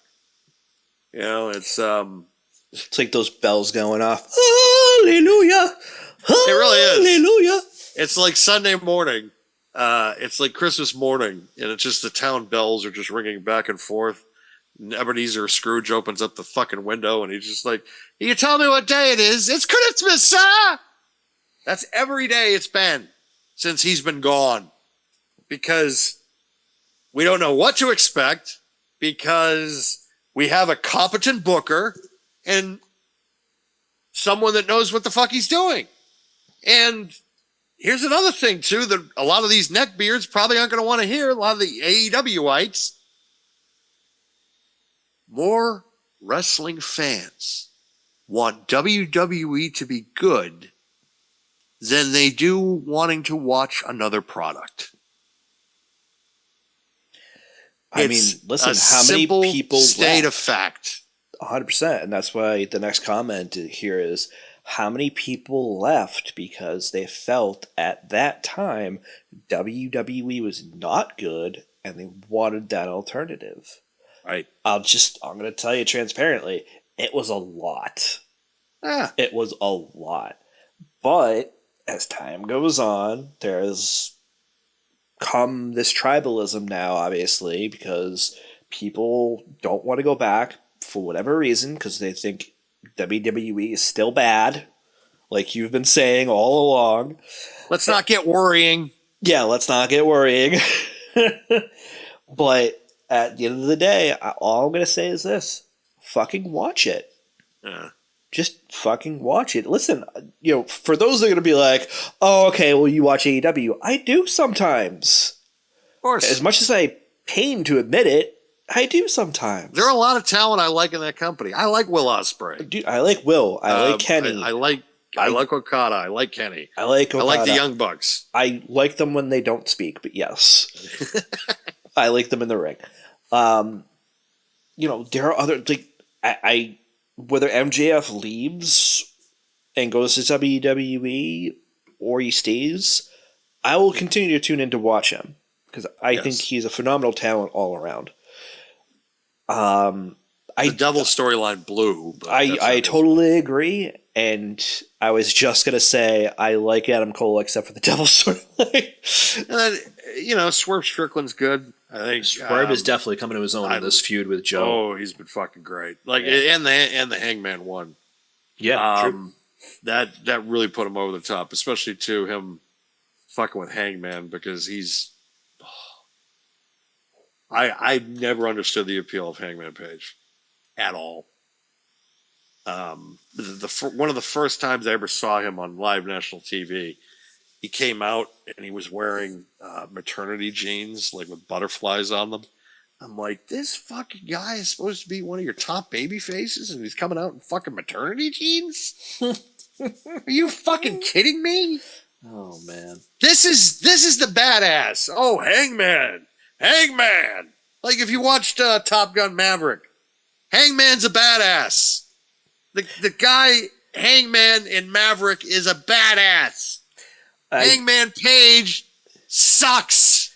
I think it's funny because every time I heard the guy's name, I would just wait for Schiavone to have like a flashback from the 90s. You'd be like, it's Page! It's Page! It's just this. He's an anxious like cowboy. It's like Millennial Cowboy. Get it right. Fuck. I know. Oh, sorry. I know. Whoa. I don't know what it was. I didn't mean to verge. Like, what the fuck? Like, God. I didn't care for him, and even that CM Punk feud was so dumb. Well, then he, of course, went into business for himself. Yeah, but asshole. I'm gonna defend myself. I'm gonna defend this company against CM Punk because he got Colt Cabana fired. What? Punk probably doesn't even fucking think about Colt Cabana, like, at all. Like, does he want to deal with him? No. But guarantee you that he's not going to give up getting paid. I think he was getting paid in the, like, $5 million. He's not going to give up $5 million so he can sit there and just fuck with Colt Cabana. Colt Cabana was not going to get probably renewed or lost his job because he didn't do anything. He did nothing. Wasn't on TV for months. before Punk got there. Like, they just hired him because it's like, oh, he's Colt Cabana. He's like an indie guy. He's a career indie guy. Never really got past a certain level. Yeah, I was just gonna say I'm not going to talk too much about the indie guys. Like just looking at Cardona, for example, like the indie wrestling god, for Christ's sake. But even then, I like Cardona though. Yeah, but the thing is, like, that's not Colt Cabana either way. No. Like, Colt Cabana is not even touching Matt Cardona's level in the first place. Never. It's like he was an indie guy when the indies were like, eh. Like, so and there was probably a lot of jealousy because Punk was the fucking man. Like, and I'm sure that's kind of what drove their friendship apart because he was jealous. He wanted to be kind of along for the ride, and it was just like, you're not going to be Brutus, brother. Like, it's just not happening. You're not going to be Brutus Beefcake. Like, it's just not happening. Yeah. And I get that. I get that you got to be selfish in the wrestling business. You just do. And Punk was probably brought up in that environment. Every guy that he idolizes, Terry Funk, Harley Race, Roddy Piper, they all had to be selfish at times. Because it was be kill or be killed back then. And that's Punk's mentality. Except now. Yeah, I would say even now, it's just not as noticeable. It's just not as noticeable because he's just gotten to a point where it's just like, I want to have fun. But I also think it's the talent he's surrounded seriously. by, though, too, Dan. Like, let's be real. Like, who did he have in AEW? Like, Sting and Darby Allin? Adam Page? Like, MJF? FTR. Yeah, but I'm talking, like, just the feuds he had. Like, he's not really having fun with them. You can make the argument for MJF, but some of the other guys... The Eddie Kingston one may have been a little fun. That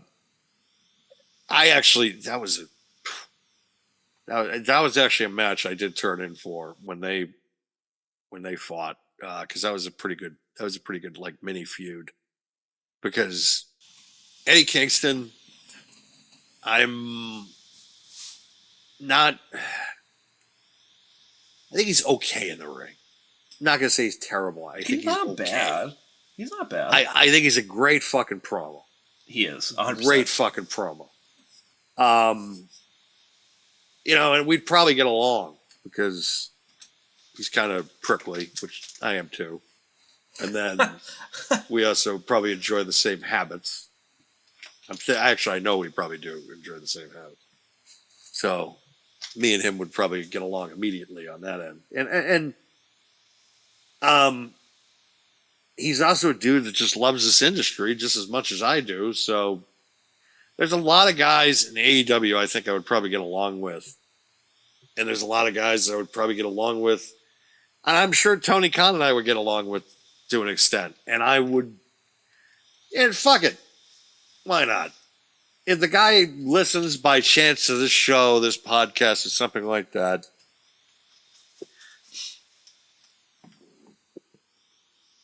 I'll listen to your call. I can imagine that call. I want to hire you. Fuck you. No, I want to hire you. All right, you have to get rid of half your talent. Pretty much. Fine. Can you book for me? Yes, I can. Yes. And then literally a clean slate, and I don't think you need a clean slate. I think you have decent talent there, but there's some that need to be told, I'm in charge. Go fuck yourself. I would bring Stephanie in to be the head of the women's division just because of the fact that she has. Zero fucks to give. Well, that too, and plus she'd also just yell at them and just be like, "Sit down and shut the fuck up." Because I'd rather have someone kind of just handle the women talent because they're sensitive.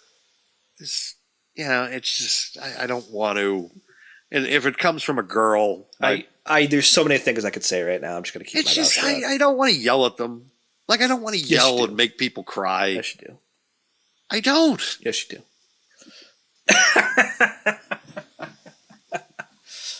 Speaking of crying, I think we should get to our wall of shame. Ooh, yes. I'm 'Cause- excited for this. Because we were talking about this yesterday. I'm just like, I have an idea. Yeah.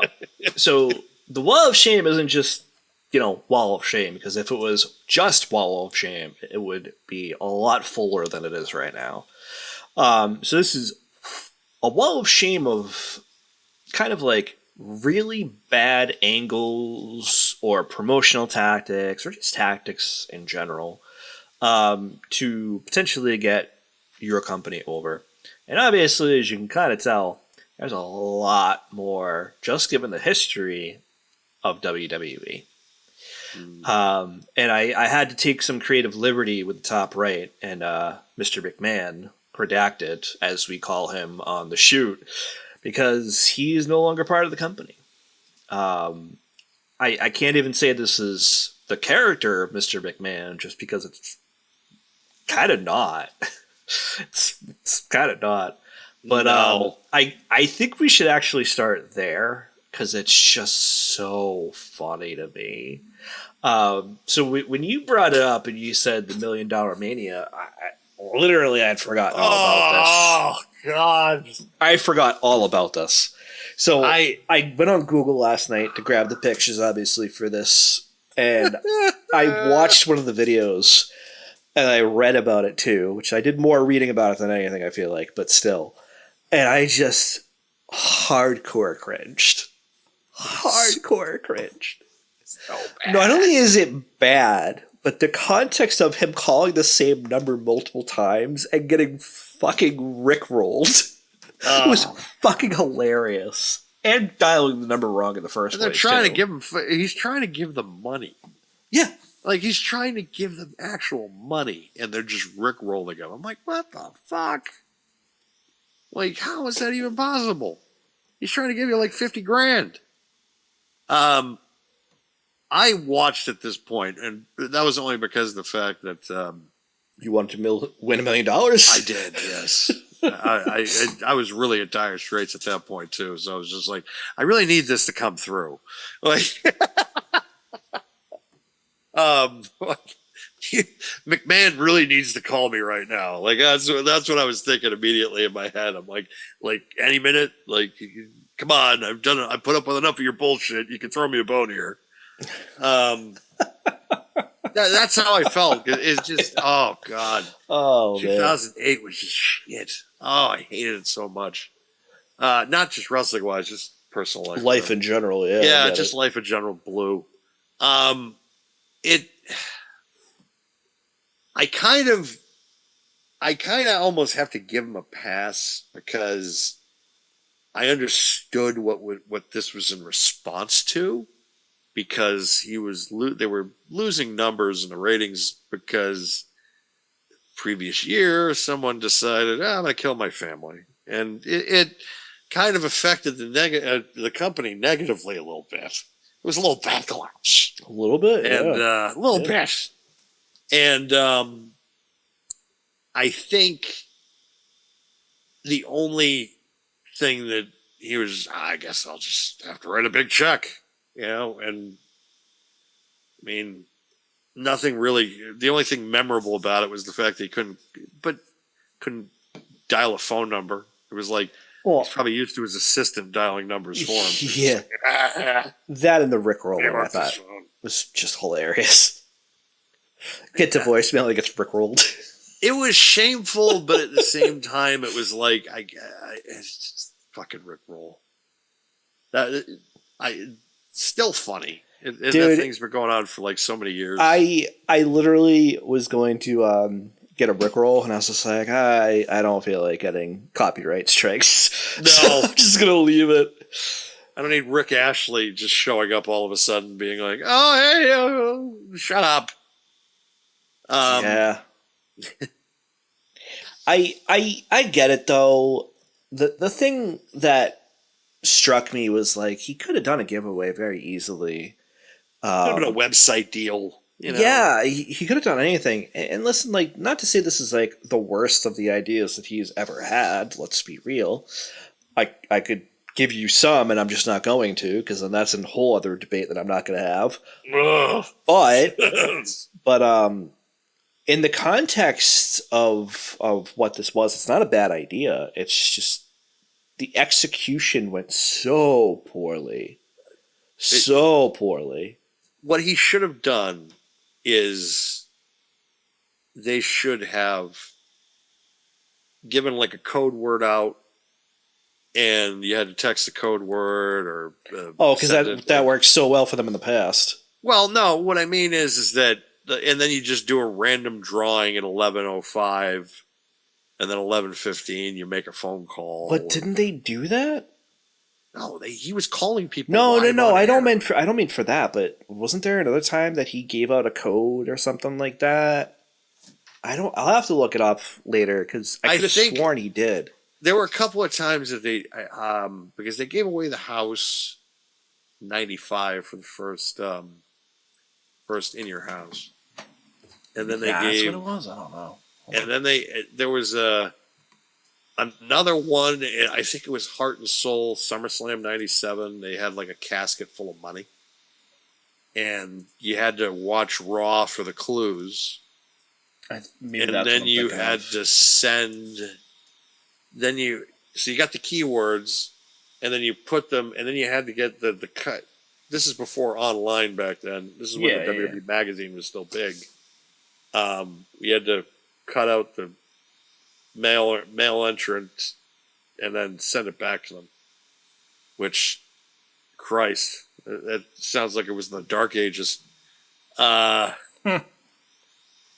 was only like 27 years ago. So it's like, oh, okay, so it wasn't that long ago, but it feels like it was because it was ancient. But that was...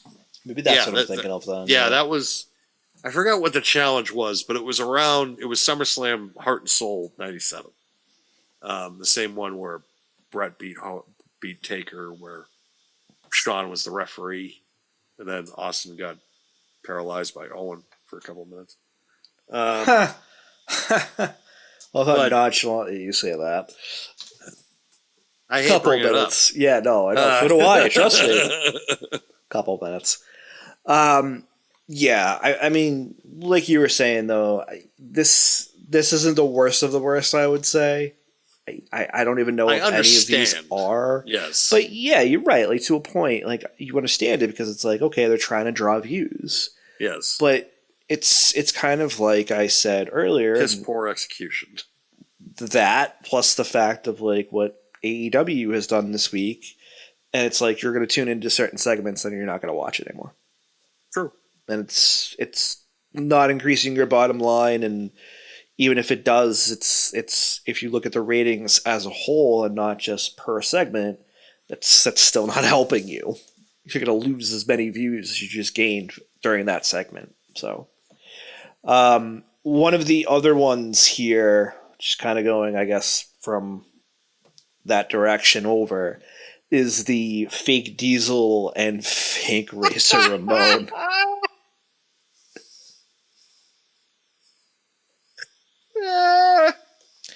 So I read a story about this again because I had to prep. Obviously, so I grabbed the pictures, and when I'm grabbing the pictures, I might as well read about it a little bit. I remembered this, but I completely forgot the context. And apparently, he thought, him being redacted, the person we just talked about, Mr. McMahon, that, and again, this is what I read, is that he thought since it's sports entertainment, there's that entertainment aspect, so it's kind of like a movie, so you can just recast the characters. Meanwhile, everybody knows they went to fucking WCW. Yeah, everybody and their mother knew. So, I guess they made this announcement, I think it was during one of the preemptions, because they used to get preempted back in the day because of February was like the dog show. And then in the summer, it was always because of the U.S. Open. So I Right. think that they announced this on a Friday, and then the following Monday or something was going to be the day that they debuted. So in that meantime, the only two people that made out in this whole thing was Scott Hall and Kevin Nash. Yep. Because Hall and Nash, when they signed with WCW, they signed deal memos. Deal memos are not like contracts because they're not binding. So Bischoff heard what it was, obviously heard what was happening, immediately summons them by private jet to sign hard copy deals. And in doing so, they both receive $400,000 annually more. So they cost, because of the fact that because they thought backdooring, they were going back to WWE because Vince had said, or actually They're gonna be Jim on Ross, TV. yeah, that they were going to be on TV, and they had deal memos. So they both got hard copy contracts with a $400,000 kick because Vince told the world that Razor Ramon and Kevin Nash is gleefully telling this story, and I'm just like, of course you are. And I love you for it.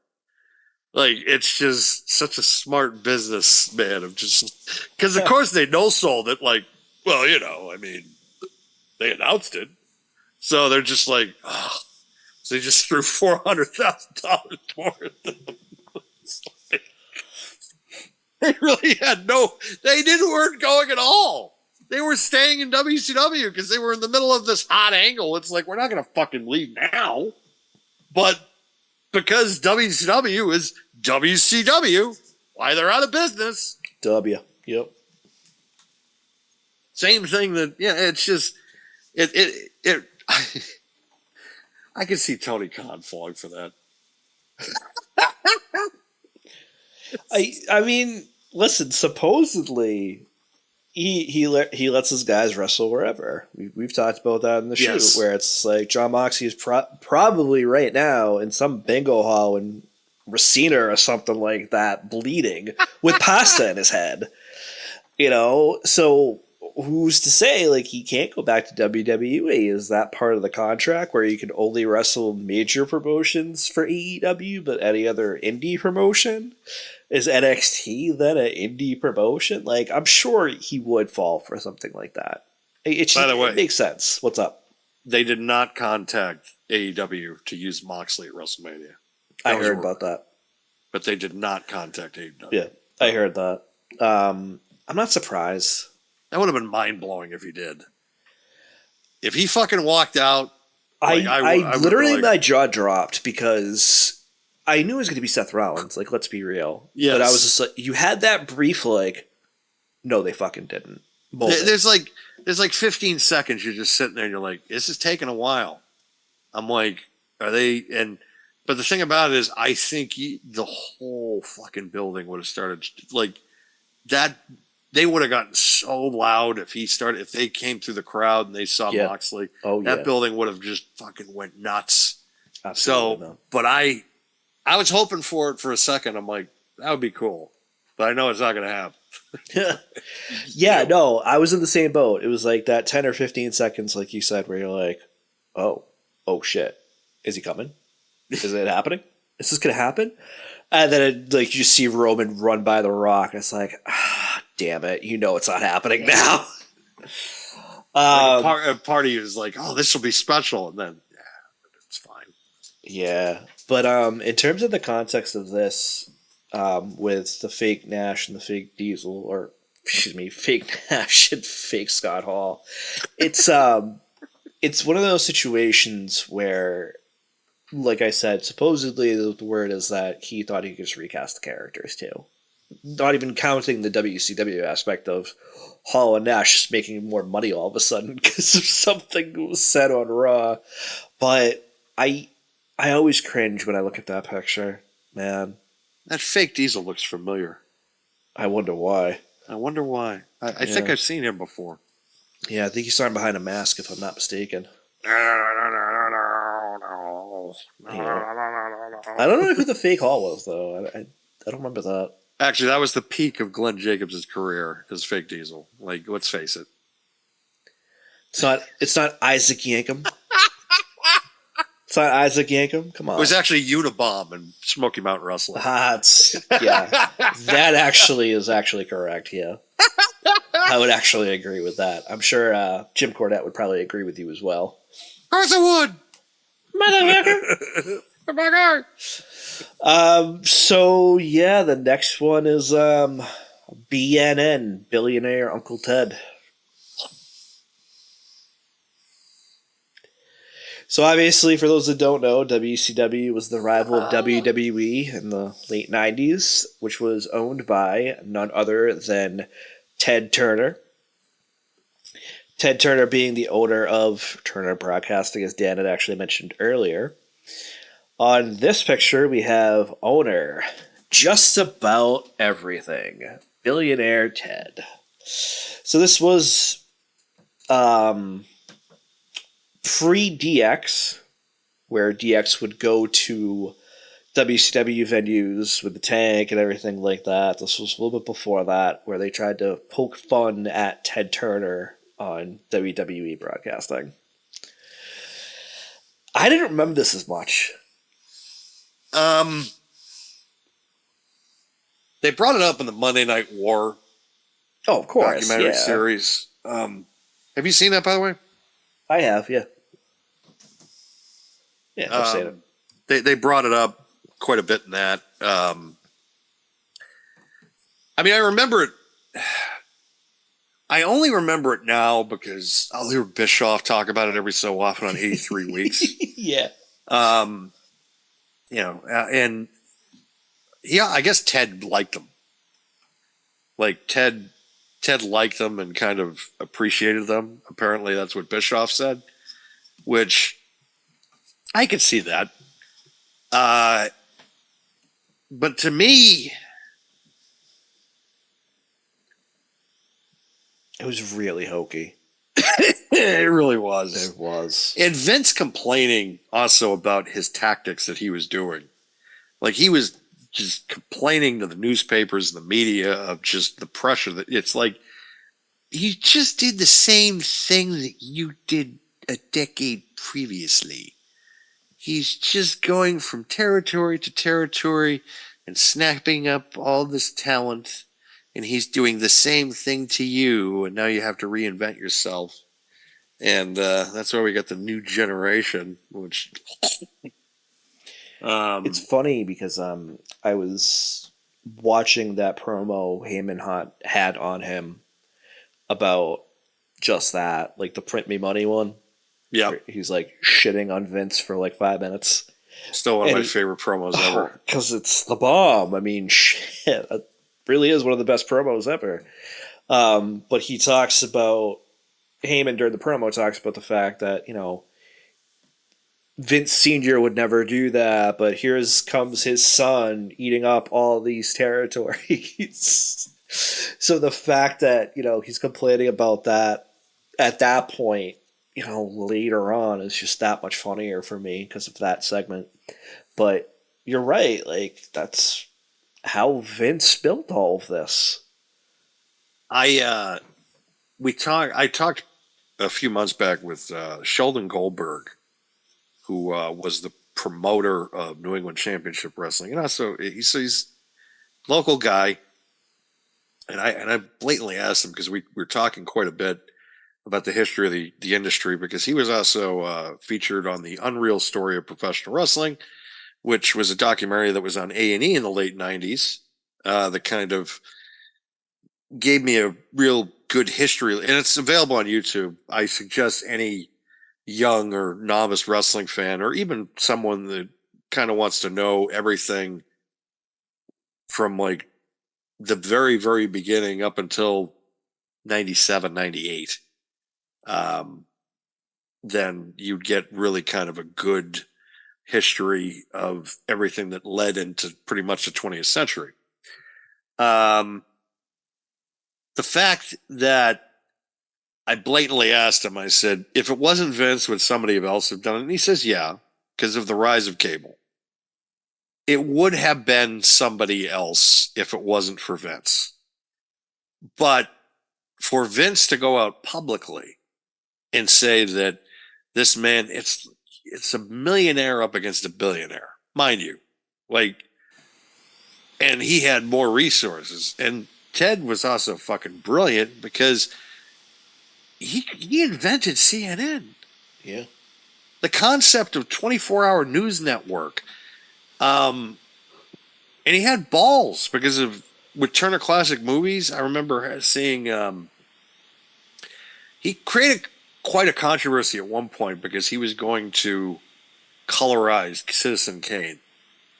And there were so many people that were pissed off about that. And I'm just like, I mean, I don't understand why it's a big deal. That was me at the time. Now I understand why. Right. Because original cuts should just, especially with being Star Wars fans, you're just like, yeah, original cuts matter.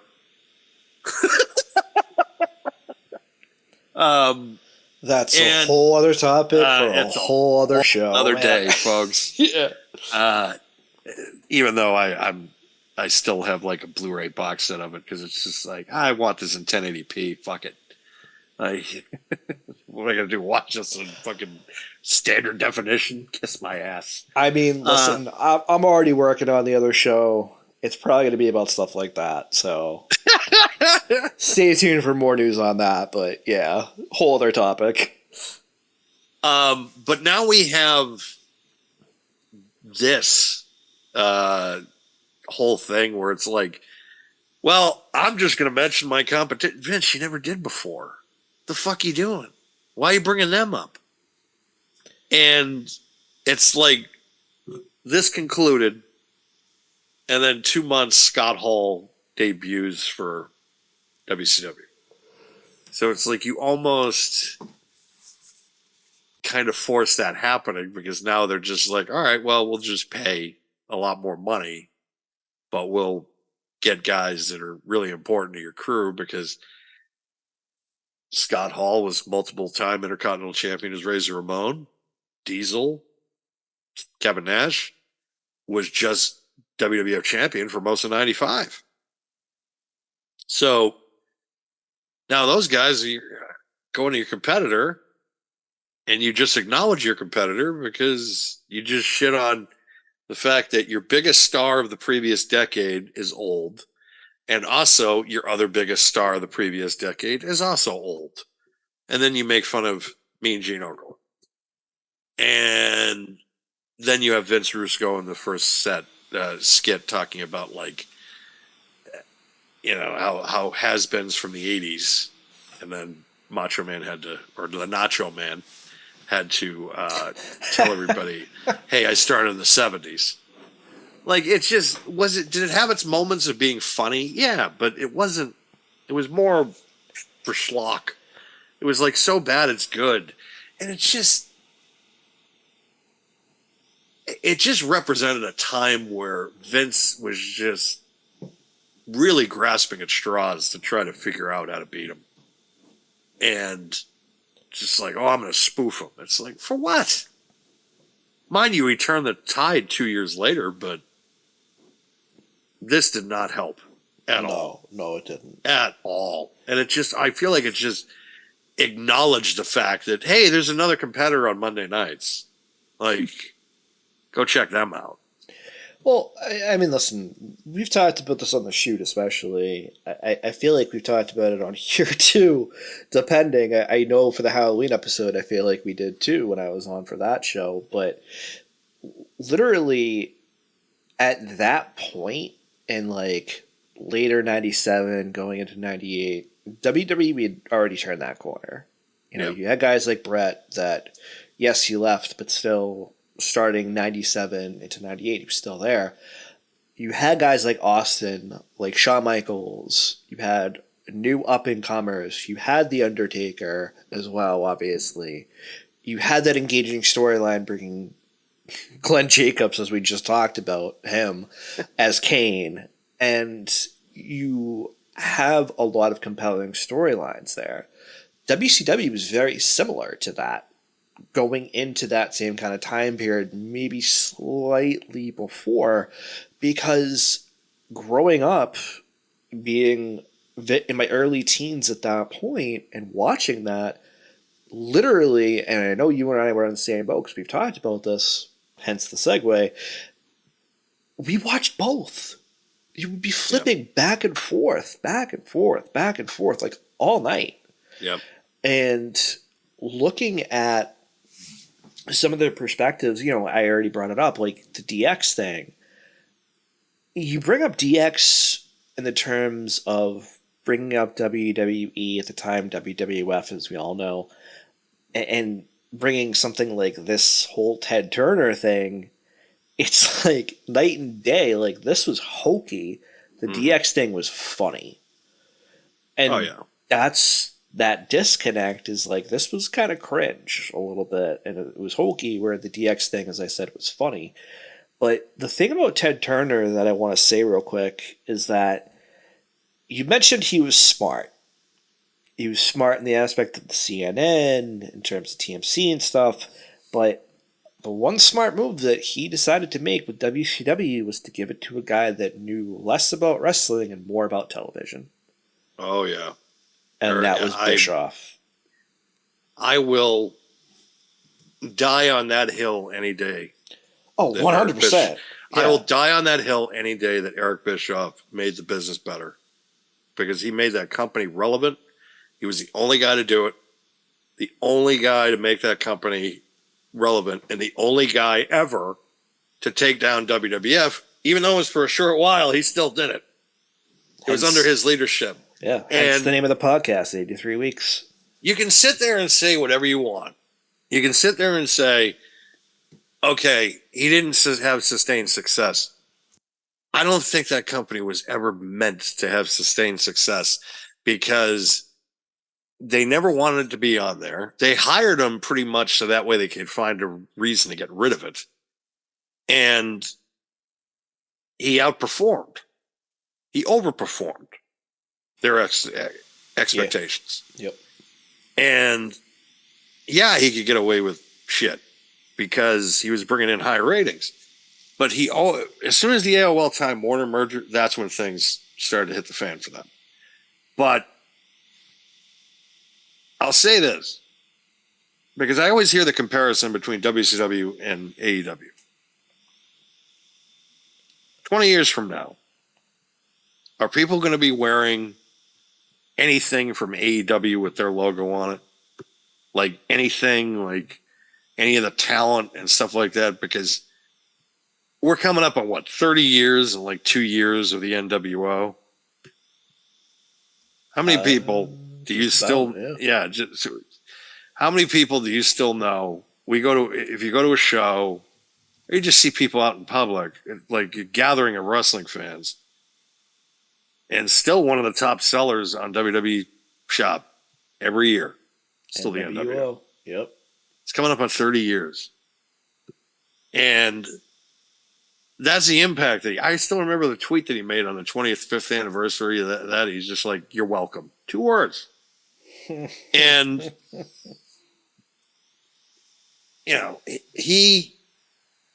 Ted knew what he was doing. He brought Bischoff in. Bischoff did everything right. Bringing them to MGM was fucking brilliant. Yeah. Like, everything they did for a couple of years there, I was just like, God, he knows what he's doing. Like, I remember when they had the ring around the pool and they had the helicopter come down and it knocked Nash into the pool. Like, that, like, you weren't going to see that anywhere else at that point in time. You just weren't. You weren't. He understood. We're going to do this in the middle of spring break in Panama City. It's like, that's fucking brilliant. Yeah. Like, that's fucking brilliant because it's just, you're given that visual, like in the midst of a pool is a wrestling show. It's like, are you kidding? What, the visual of that? You're just sitting there. You're like, wow, I want to be there. And that was on fucking television. I know. That wasn't even a pay-per-view. It was regular TV. I know. And then it's just, and now in retrospect, I kind of agree with his decision on doing Goldberg against Hogan on Monday night on Nitro, because that was WCW's home base. And he was like, there's a lot of TV executives that are going to be there. There's a lot of Turner executives that are going to be there. Yeah. So they're going to want to see something special. And that's what he did. And Hogan was also the one that came up with the idea of have him just beat me clean on Monday. And Bischoff was driving at that point. He almost veered the car off the road because he's just like, you're offering to do a job? What? Like, but no, he deserves Creative control, brother. He deserves, like, unbelievable how he was able to retaliate from that and just be like, all right, well, fuck you. Like, I'm going to go get Hall and Nash. I'm going to go create this thing. And we're going to be kicking your ass. You know, and it's always funny to me a little bit because, like you said, like people kind of tend to shit on him because of like the year 2000, like we talked about earlier. he wasn't even charged. Right, and that's the thing. And there are creative differences going on in the background, you know, that have been discussed so many times, but I'll just say it real quick and not talk too much about it. But between him and Russo, like it's known at this point. And I would argue that part of the reason that company floundered is Russo.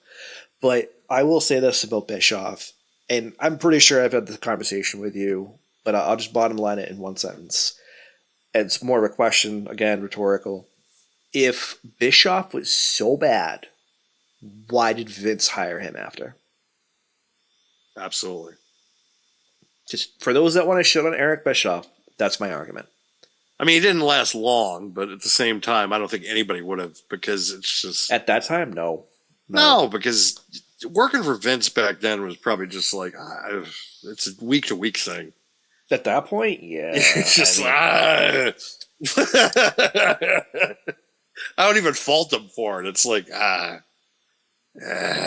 can't. I feel... Go ahead. No, I just felt bad that he just like uprooted his family, and then within like 2 or 3 months, it's like, yeah, I'm out of a job. Yeah. Yep. But speaking of Vince, brings us to the last picture at least. We can talk about other ones after, but the last picture is Vince with the recent widow of Brian Pillman, Sr. Yes. This happened the night after Bad Blood, which, so it was, I think, October 6th of 1997.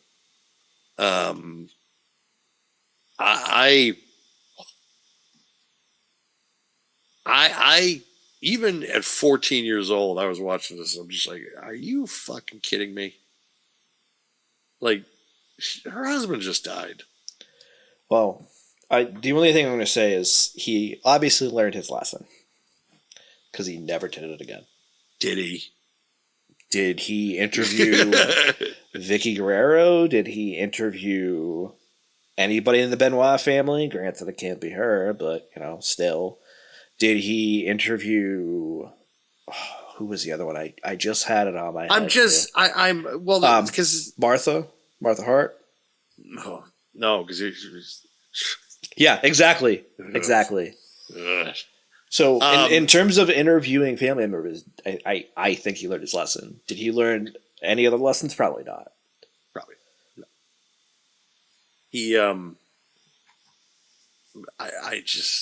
I've even talking about it now, it just makes my skin crawl. It's uncomfortable. Apparently, the Dark Side of the Ring talked about this quite a bit, where I guess she was heavily medicated / she was on something. She's on like a lot of alcohol, I believe. Yeah, but yeah, she was medicated. Yeah, yeah, she was not in a good place. And then you have Vince asking questions that, what are the children? It's like, oh, fuck, what do you think the children like? It was uncomfortable. And then, of course, like, oh, we don't think it was drugs, or it's just, of course, trying to separate the company from drug uses. And of course, at the time, they wanted to go with this. The only thing that when I think of this, I think of the song Dirty Laundry by Don Henley. Get the widow on the set. Oh God! You know, like it's just that's all I think about, the lyrics of Don Henley's Dirty Laundry when I think about this. Look it up, folks. Yeah. It's funny you bring up the intoxication factor or quote unquote the lack thereof with Brian Pillman, because I do sense, like, even looking at the picture, right, of Vince in that picture with her, you get this vibe like he's trying to do some kind of damage control on this. Just complete damage control. Pun not intended, by the way, with the current women's faction. Yes. But yeah, it's. I didn't even really think of that. Like, you look at his face and you're like, okay, something's fucky. It's just, for lack of a better term, something's fucky. I just still, out of all the things that they've ever done, and there have been some, like, you can make an argument on this, and I with the Owen Hart thing, that really wasn't shameless promotion because he didn't promote it. Like, it happened during a live show. You know, it's funny, when we talked about this yesterday, when I was grabbing the pictures, I did really think the same. Because I didn't include it for that exact reason, Dan. Like, I think that it's shameless what he did by continuing the show. I can understand from just like a business perspective why he would want to, even if I don't think it's the best idea myself. Right. But you're right. Like, you can consider that maybe not a shameless promotion, but a shameless act, in the sense that he should not have done that 100%. I only say it's not a shameless promotion fact because they didn't release a VHS tape. They didn't, like, it was never replayed, that event. It's only on the network because, and again, they skipped that entire thing. And they skipped the entire segment. You don't even know what happens. Yep. So from that standpoint, it really wasn't shameful promotional wise because they really didn't, like, they didn't promote it. They didn't promote his death. They did the tribute show the next night. That's different. That's more or less, that was for the talent to kind of mourn, if anything. Because the night, like, even Undertaker going into that main event, I've seen that video a couple of times, and he was all broken up about it. And that was Demon Undertaker back then. That was fucking Ministry of Darkness Taker, where it's just like, he really doesn't have like a, you know, but I will say, I remember seeing the pictures following that incident. He was gone before he even left the ring. When your arms are draped like that and you're not in consciousness, you're done. It's over. Like, at that point, he basically hit the ring post. Like the turnbuckle area, ring post area. Like, yeah, it was. It wasn't the term. If it was it was the turnbuckle area, but it wasn't the post. If he hit the post, that would have been fucking traumatic. Way more fatal. They would have had to stop. That show would have been stopped if he hit the post. I don't know, dude, because if you remember, I don't want to cut you off here, but if you remember, the next match was Nicole Bass versus somebody. And Nicole Bass got whipped into that turnbuckle, and her entire back was like covered in his blood. Well, the thing about it is, if he hit the post because of the ring post, he probably would have been impaled. Yeah, probably. And if he was impaled, the whole show would have been done. They would have had to, at that point, it would have been like, "Ugh." And that would have been traumatic for the people that were there. It was already traumatic enough. Yeah. But they left that show not knowing that he died. The home audience knew. but the fans never knew that were in the crowd. Did they? I don't. No. Did he announce it No, he announced it on air, but he didn't announce it to the, to the live arena? crowd. Okay. Yeah, I thought I couldn't remember if he had announced it at all. No, I Jim just- Ross said to make that announcement. I thought he did, but I could not for the life of me remember. But yeah. So then, if that's the case, only those around him and those watching at home would have known, unless they overheard him doing the commentary, and then it spread like wildfire, which I highly doubt actually happened. Another thing was Lawler. When Lawler went back to, because Lawler went to the ring, and then Lawler went back to the desk and looked at JR. You just see Lawler just completely white as a ghost. You're just like, yeah, that's bad. Yeah. That's not good. Plus, he couldn't face the camera at all. No. Lawler was like looking away, looking down, looking in any direction other than that. I've never it's just reliving it is thinking about it is just hard, and it's another thing that kind of just makes your skin crawl, just like this, like with the Vince and the Pillman thing, because it was, I've never seen anything like that before or since, where literally they got a camera in the woman's house the day after her husband died. Like, Yeah, it was messed up. And doing a live interview like that, it's like, are you kidding? They didn't do that with Kobe Bryant died. Like they have never done that with. Never have they done that before, and thankfully they've never done it since. But it's like, Well, what? that's why I'm saying maybe he learned. Hopefully. He learned maybe that, but he didn't learn other things. Yeah, that's for damn sure. Like this, if we're doing like the shameful things that he's done, that's not promotional wise. We could This fill up a probably- show doing that, man. Literally, you could. Top 100 moments that Vince McMahon did something fucked up. Oh my god! I could probably just Google that and find Yeah, exactly. 100 things. It's literally, okay, here's 100 things Vince McMahon has done that have been messed up in his life. Okay. And I'm sure the majority are from wrestling, and I'm sure there is just as many that are not. Just throwing that out there. Maybe being involved in a murder. I don't know. Like, it's just little stuff. You're just like, oh, okay. I mean, you really are a piece of shit. You're Montgomery Burns in real life. Man, it's so funny. I was thinking about that analogy earlier. For some reason, it's so funny you said that. He really is the Monty Burns of the wrestling world.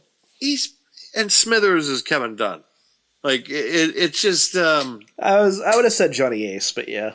Oh, laryngitis. Yeah, Yeah. that's true too. No, actually, you're probably right. More laryngitis. Yeah. Because who knows? Maybe he was dreaming of Vince floating in the window. Happy birthday, Mr. Smithers. Happy birthday. All right. Anyways. That's my screensaver. Yeah.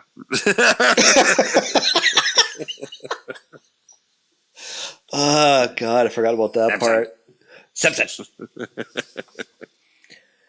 Simpson, eh? Simpson. Sector 7G. Oh, my God. Are there any other ones you could think of off the top of your head? We already touched on Owen. We don't feel that's, in terms of promotion, but it is definitely a wall of shame worthy. Well, I wrote about it today, and thank you for sharing it, by the way, on the shoot. Of course. The Fritz von Erich fake heart attack. Holy shit!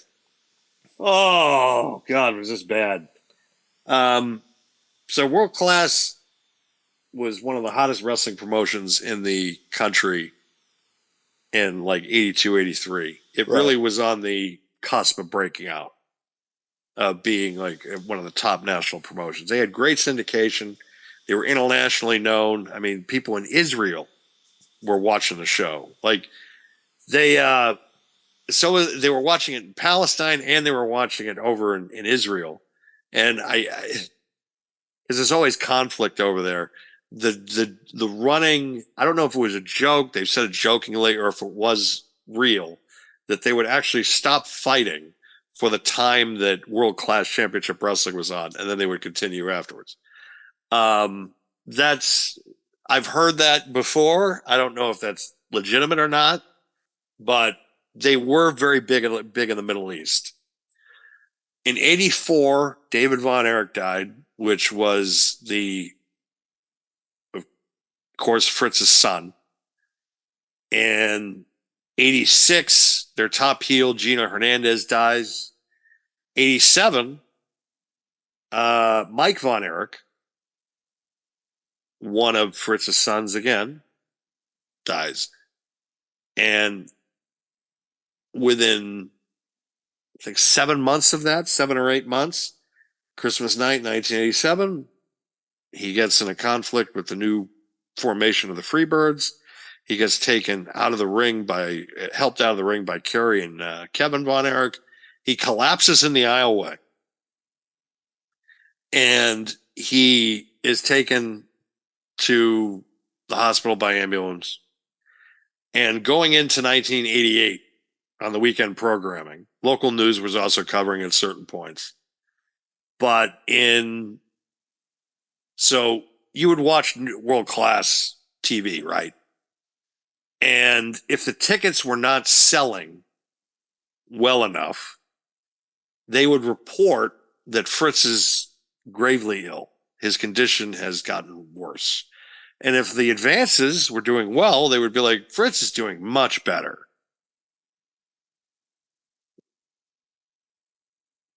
There was a lot of fucked up things in the industry that have happened. But the whole they made a fucking movie about the Von Erichs. Like, it just came out recently, critically acclaimed. Iron Claw, and yep. This is just another example. And this was also their last gasp, really. If they never recovered from this at all. And even Kevin Von Erich still to this day is just like, well, he didn't have a heart attack. It's like, well, what the fuck was it then? Because you have your announcer selling it like, oh, he's in grave condition. It's like, okay, then what was it? Hindsight being what it is, what was it? Was it like he was suffering from the attack? Well, how come they got to do an ambulance? Yeah. It was kayfabe. Yeah. That's what it was. Right. It made it seem real, but it was bullshit. Yeah. And that wasn't the first time they did stuff like that, because in '87 that was after Mike died, I guess, in April, and then they had a stadium show coming up in May, so they pretty much tied that all into the stadium show within like a 6 to 8 week period. There were so many fucking things. I just sat there with that company. I'm just like, really? Like, that was okay? Like, you thought that was going to work? Especially, too, you lost 2 of your sons in a 4-year period, and you're just like, so let's make a kayfabe story that I'm going to make a fake heart attack. Yeah, that's dumb. Yeah. For me, I'm actually kind of surprised I didn't think of this until 5 seconds ago. But for me, one of the top wall of shame moments for me, and I'm surprised you actually don't know where this is going yet, unless you know, but I doubt it, is David Arquette as your world champion in WCW. So for those that don't know, yes, actor David Arquette was WCW world champion at one point. And it was all to promote the movie Ready to Rumble, which featured a bunch of WCW stars.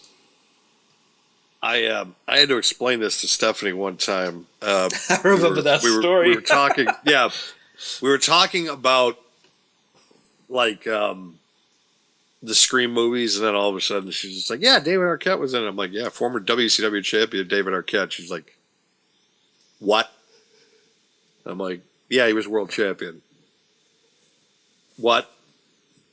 So I literally, instead of just showing her the bits that he was in, I decided, let me show you WCW in 2000. So I showed her like this. You're an asshole. Oh, I don't know she if I would subject anybody to She that. couldn't believe it. She's just like, what? Like she's she couldn't believe what she was watching. She's just like, the title changed that many times? I'm like, yes. Like, how many times was Vacant champion that year? I'm like, I don't know, probably 10. I mean, objectively, that sounds about right. Without looking anything up right now, I think it sounds right. They vacated that title so much that year. It was fucking ridiculous. But like she,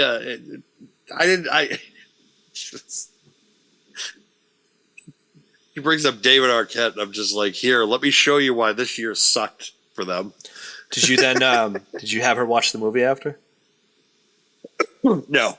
So wait a minute. You're gonna subject her to the year 2000 WCW, but not subject her to the movie? No. That's weird. Okay. Because the movie sucks. So does WCW the year 2000. I mean, the only good thing about the movie was like Rose Foreign McGowan. objects. Yeah, Rose McGowan being a Nitro girl. That was it. And like Ralph I forgot Cifaretto. she was in that movie. Ralph Cifaretto's the fucking booker. That's besides the point. So I mean, he was a good bookie. he was a good bookie, not booker. Yeah. Like, Yeah. That's my point. Yeah, that's the point. he tried to fuck over Jimmy King. It's like, what the fuck you doing? Nobody fucks over Jimmy King. Yeah. Oh man. The other one, obviously, which we kind of touched on earlier, but I want to clarify the statement a little bit, is Tony Khan. So I have Tony Khan, excuse me. I almost said Tony Clown, and then that's obviously the picture. So That would have worked too. Kind of works, yeah. Listen, I'm going to say this, and I know, I feel like everybody on the shoot knows, everybody in the Pro Wrestling World talks is going to find out. I like to talk shit about AEW. I'm sorry. I just do. But, Why? yeah. Oh, I wonder why. I just, listen, anytime they bring up WWE, it's just, it's like David and Goliath right now, especially now, but it's like David and Goliath. It's like, dude, stop talking about them. Do your own thing. Stop worrying about what they're doing. Stop worrying about what they're saying about you. Just do your own thing. Be you. That's when you are successful. And I hated the demon storyline because of the way it finished it, which was just dumb. Mm-hmm. But when MJF and Adam Cole were just two dudes thrown together having fun, that was enjoyable. Mm-hmm. It was very enjoyable. You weren't worried about what WWE was doing at that point. No. That's what they need to get back to. That's when they're fun to watch. That's when it's okay to watch them, whatever you want to call it. But what they're doing now, it's like, stop focusing on what WWE is doing. Worry about what you need to do to get to that point. I think the thing with the Young Bucks, the thing with MJF and Adam Cole is that I really think those guys were probably behind that creatively. I think he just signed off on it. Probably. Which you do have creative freedom there, which is a good thing, but at the same time, you still kind of need structure, Right. which he doesn't offer any. I think when Punk got fired, and then I don't know if it was when he got fired or when he debuted with WWE again, when he returned. I don't know if that did something to him mentally, where at that point he just went full war mode. Because I feel like since then, it's just been take every hit you can. Just hit them wherever you can. And he's just constantly waiting for a response, and he's coming up with ways to just, crap on them for no reason. It's like, because it's not like they have gone out of their way to piss in his mouth or anything like that, which for years they were doing that.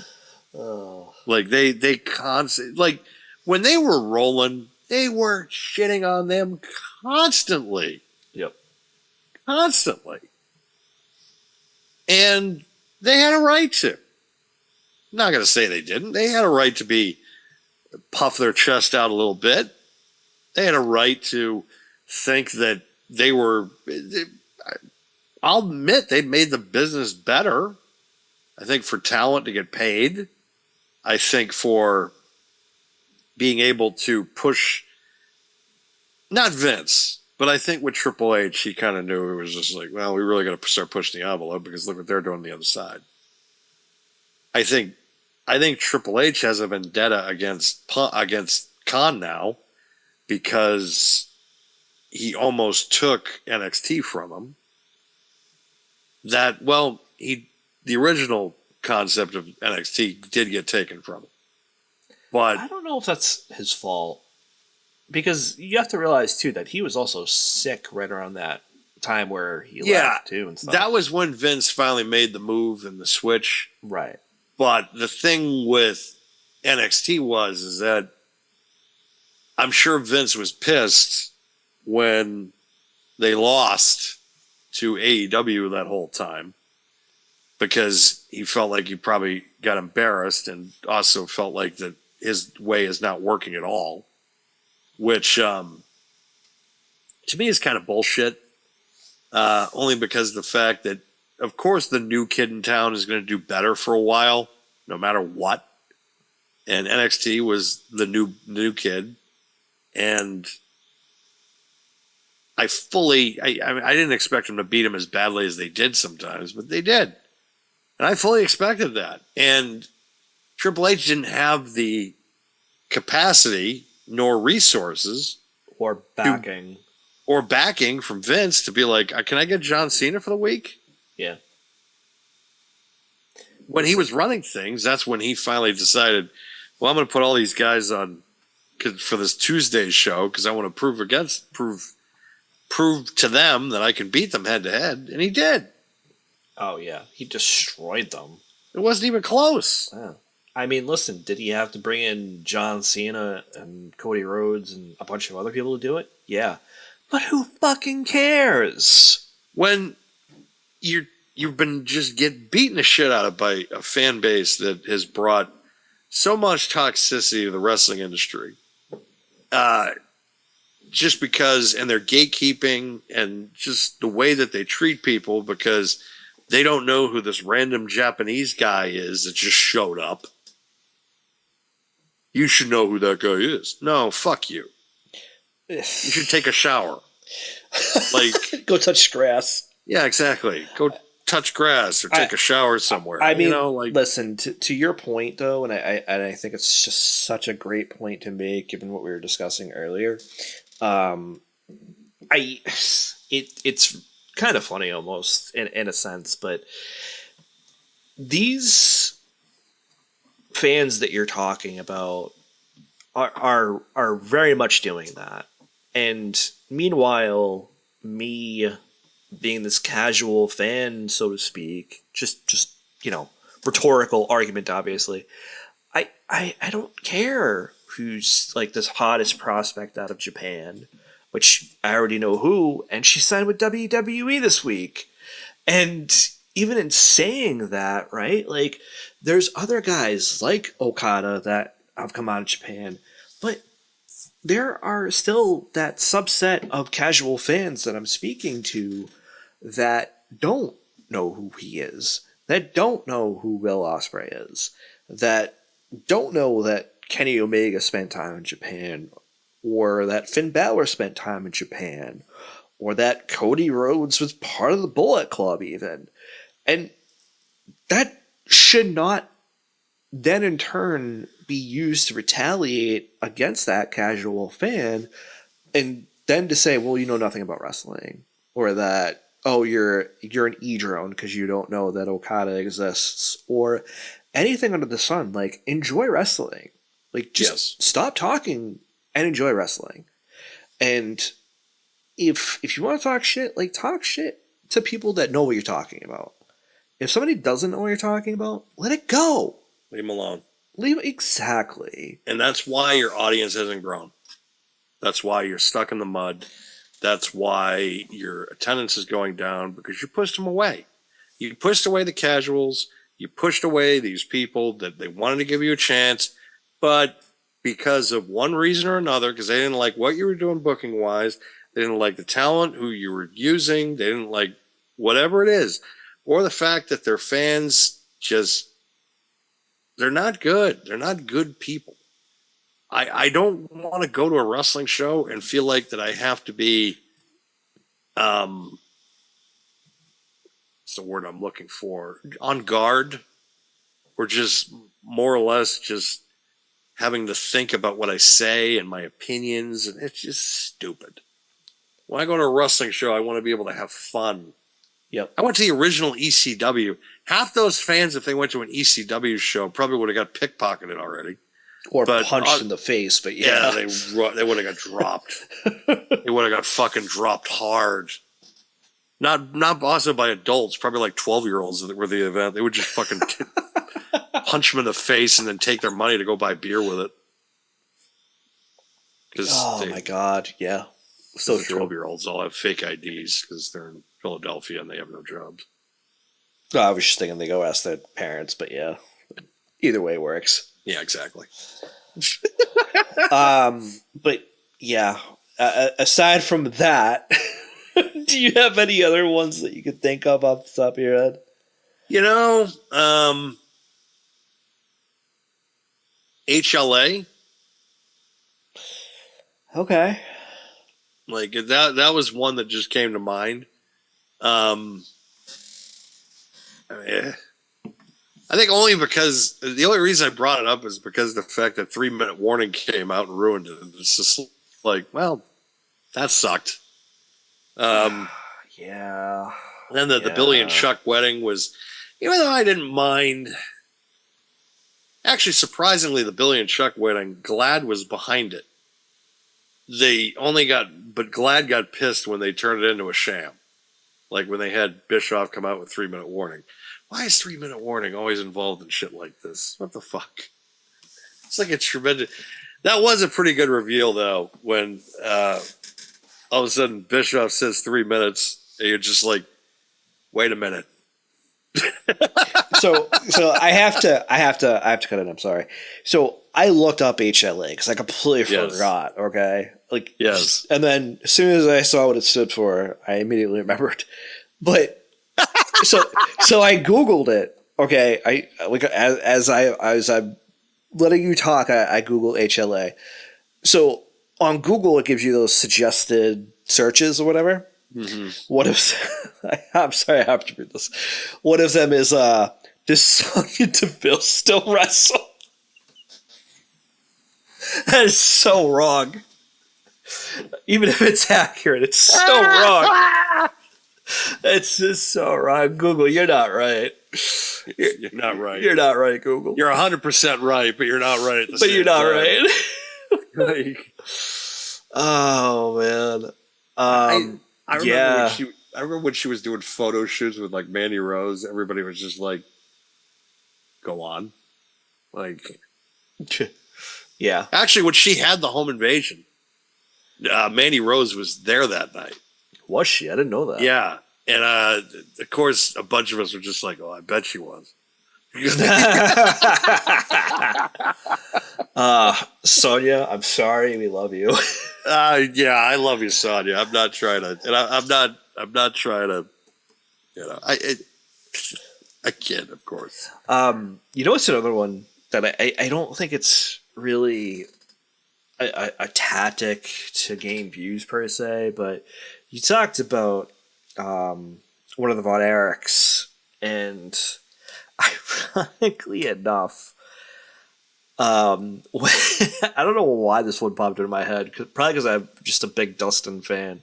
When he goes out and does interviews, is Dustin Rhodes playing Goldust had Tourette's. Oh God,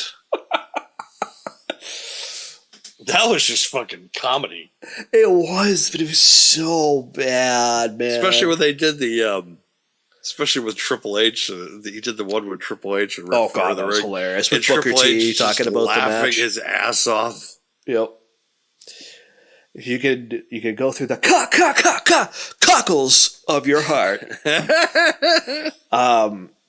But it's so ironic. Like, I remember I think it was Inside the Ropes, and he was talking about that, and he's like, "Oh yeah, just go get yourself electrocuted. Apparently, it gives you self Tourette's." Like, come on.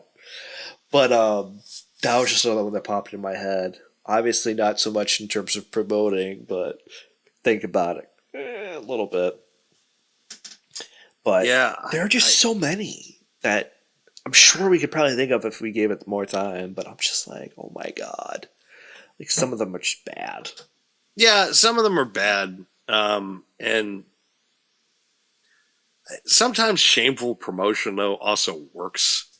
I wish I could do a list of ones that actually worked, but at the same time, it's like, Well, again, like going back too far and few between.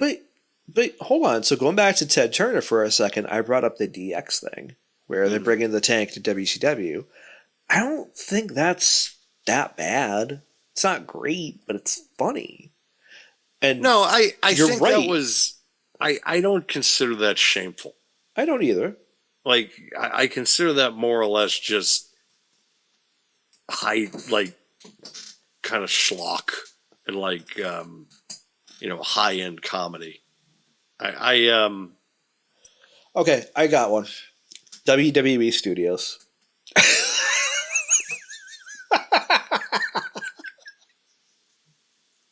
And the show there, Jesus Christ. Talk about a fucking nightmare that fucking thing was. Anytime I see that logo come up for a movie, I'm like, I am not fucking watching that. Well, how many times no was way. the Miz the Marine? Dude, I've not watched a Marine since the first one. I'm gonna be fully transparent. You watched that fucking first one? I watched the Jesus. first one. That was it because I wanted to see and it was bad. But obviously, what came out of that, the 3-finger salute that he used for like a decade at that point. Yeah. But apparently, the Miz was like the Marine. The rest, I think, or was it Ted DiBiase Jr. then the Miz? Something like that. Yeah, I think it was. Yeah, it was. Ted DiBiase was in the Cena, second one, I think. DiBiase, and then Miz for like the next 3 or 4.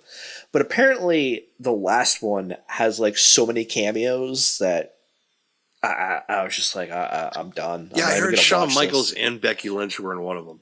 And Maurice. Yep. Oh fuck. Yep. Both of them were in it. Yes, and I believe Maurice was in it too.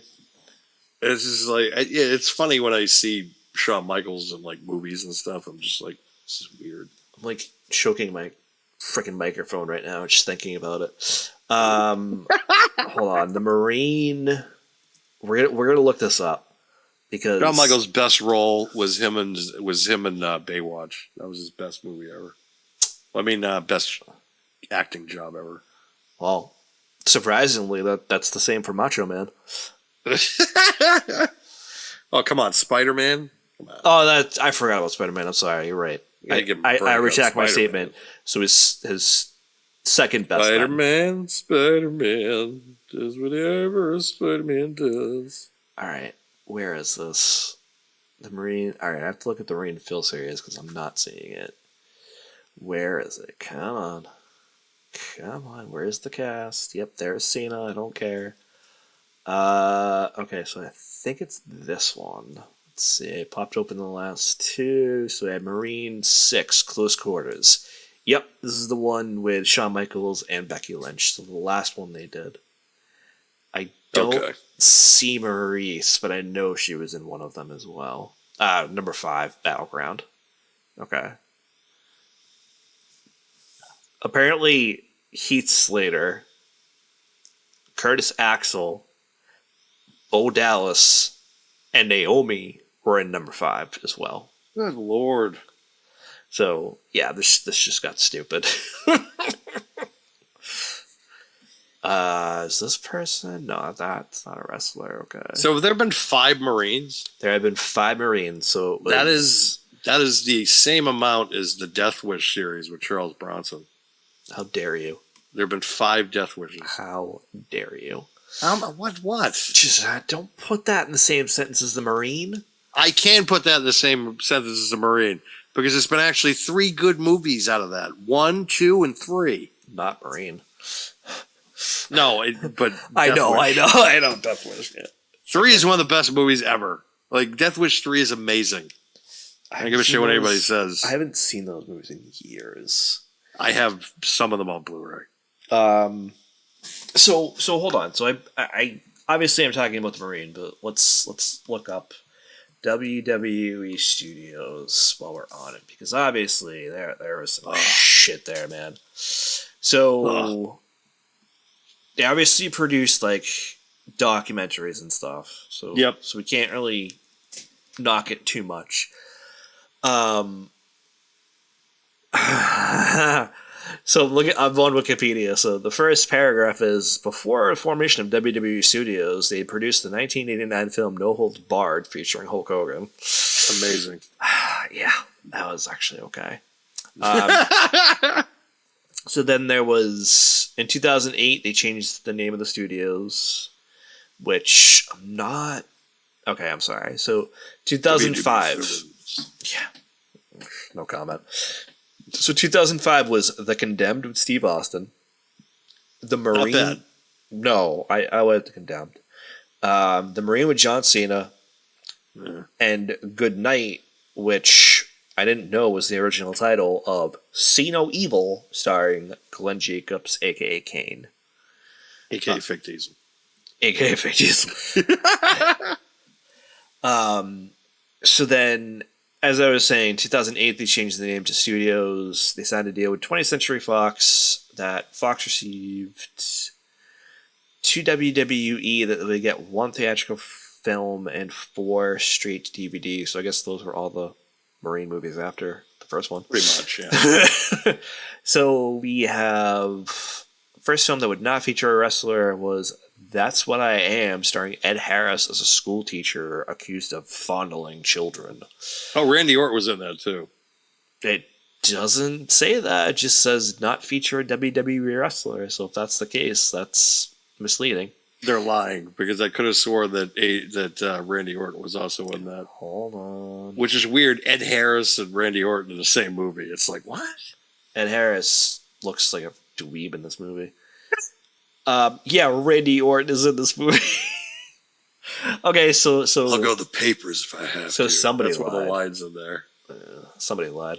All right, Legendary with John Cena And Danny Glover. and Danny Glover and Patricia Clarkson. Yep. Knucklehead with the Big Show.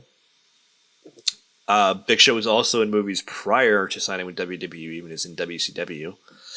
Captain Insano. Also, the giant Santa and Jingle All the Way. I forgot about that. That's right. Yeah. Let's see. Bending Rules with Edge. Chaperone with Triple H. Betting the rules, Edge and Jamie Kennedy as well. Oh my god, that's right. I forgot about that. We already talked about Marines. I'm not going to go through those again. 12 Rounds 2 Reloaded with Randy Orton. Having previously released 12 Rounds with John Cena. Yeah. Let's see, what else? No One Lives with Luke Evans and Brodus Clay. Let's see. Scooby-Doo animated series, Solving a Mystery at Wrestlemania. Okay. Scorpion King, obviously.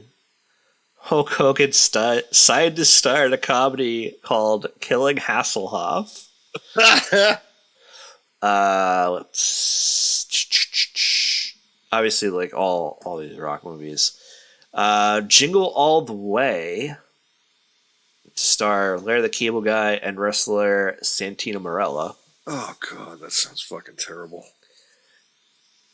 Yeah, I don't know if that was actually released or not. I'm just gonna go down to the actual. I think it's home list. video release. It might be. So just all right. So 2002 Scorpion King, 2003 Rundown, which was apparently the first WWE film. Walking Tall, See No Evil, we already talked about. Marines, we've talked about. Condemned, we've talked about. Behind Enemy Lines, apparently had Mr. Kennedy. Kennedy.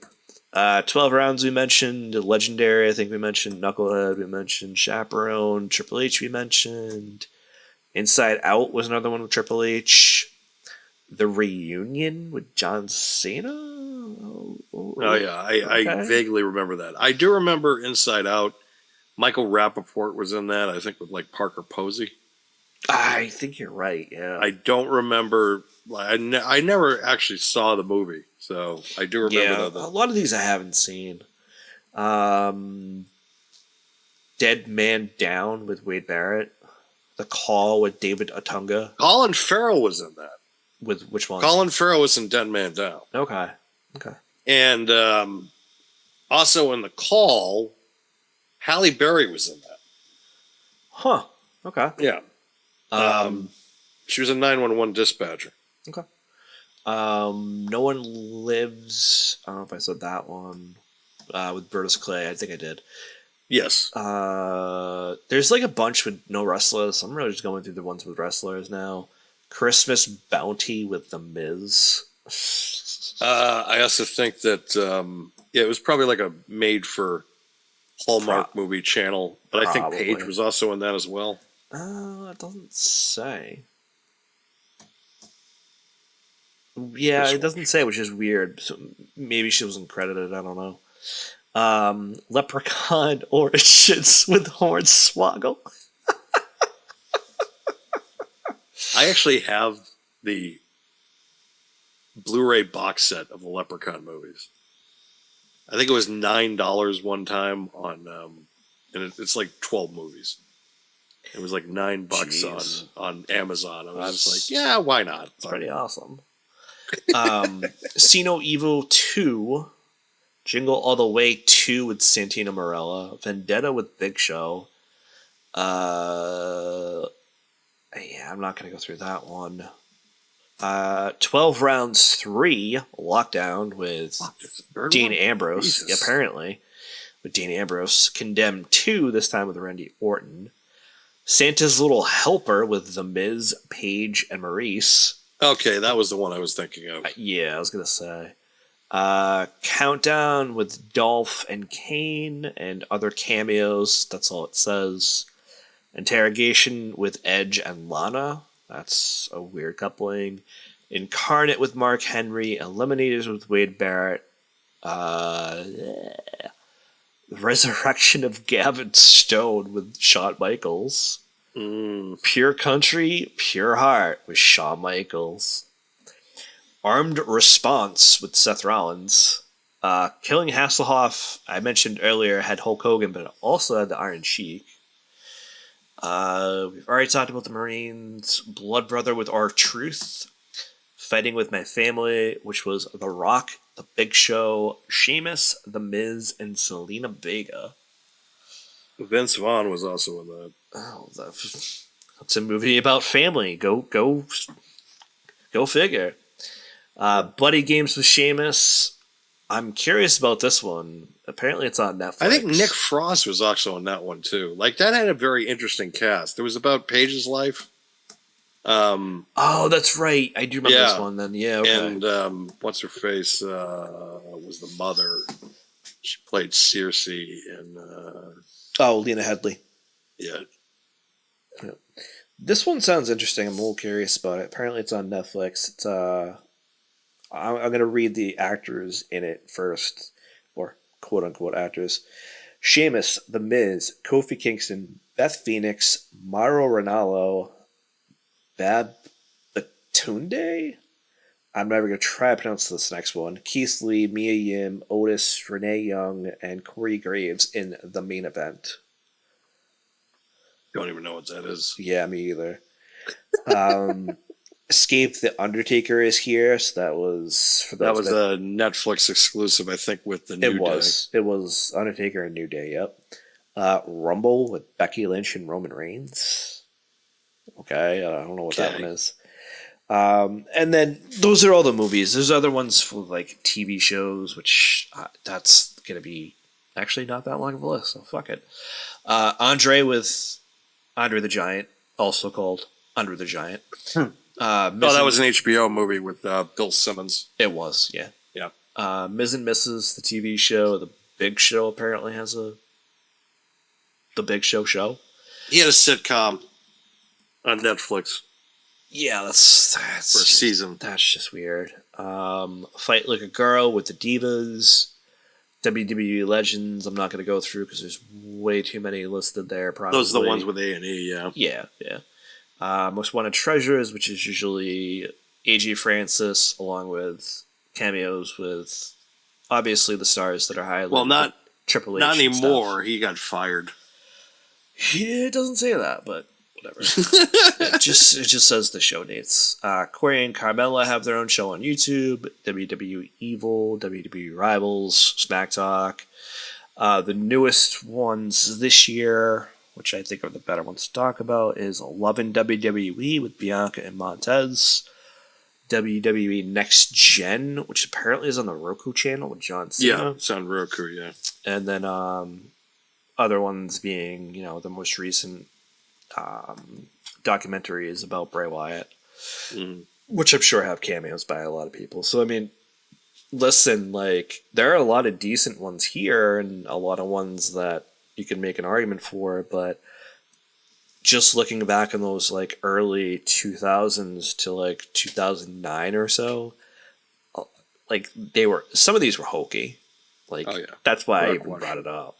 Even some of the ones that weren't were just why? Why are we doing this? If you're just giving your stars the opportunity to be acting in films, I'm just waiting for Cody Rhodes to be in half of the new WWE movies. I remember when they were doing they started doing crossover films, animated films with the Flintstones. Yeah, and, I didn't include some of those, but yeah, there were a lot of cameos there. The Jetsons, and then they did one with Scooby Doo. Yeah, where they did one with the Undertaker. Yep, I remember that. Which I know there's people that'll be like, well, it affected the lore of the Undertaker. Not really. No, it didn't, though. Because it's the Undertaker's teaming up with fucking Scooby Doo. This is hilarious to me. Because it's just, the ultimate, the undead monster and teaming up with, Shaggy and fucking Scooby. I mean, for all we know, he was enjoying some Scooby snacks in the back of the van and smoking weed with Shaggy. We don't know. It's funny now that I'm looking because there's all the notes below all that, and I'm looking to see who would most be likely to do so. Because this is funny, but yeah, some of these, I have to look almost because a lot of them are cameos, a lot of them are voices, which are going to be those ones that you just mentioned, Right. the Flintstones and Jetson crossovers. But the first one is just cameos, and it's The Miz, CM Punk, and Eve Torres.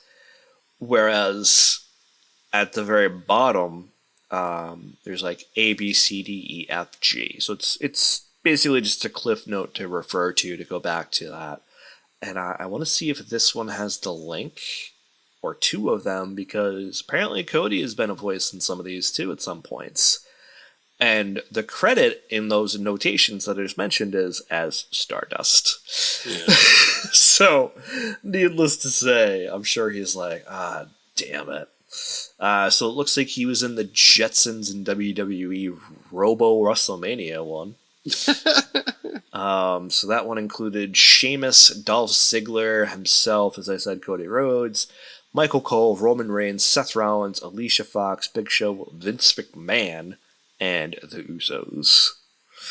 So that's an all-star cast for sure. It really is. Let's see. There was one more I wanted to look at. It had him and Dustin. And now, of course, I can't see it. So, there it is. So E is, if I could see it here.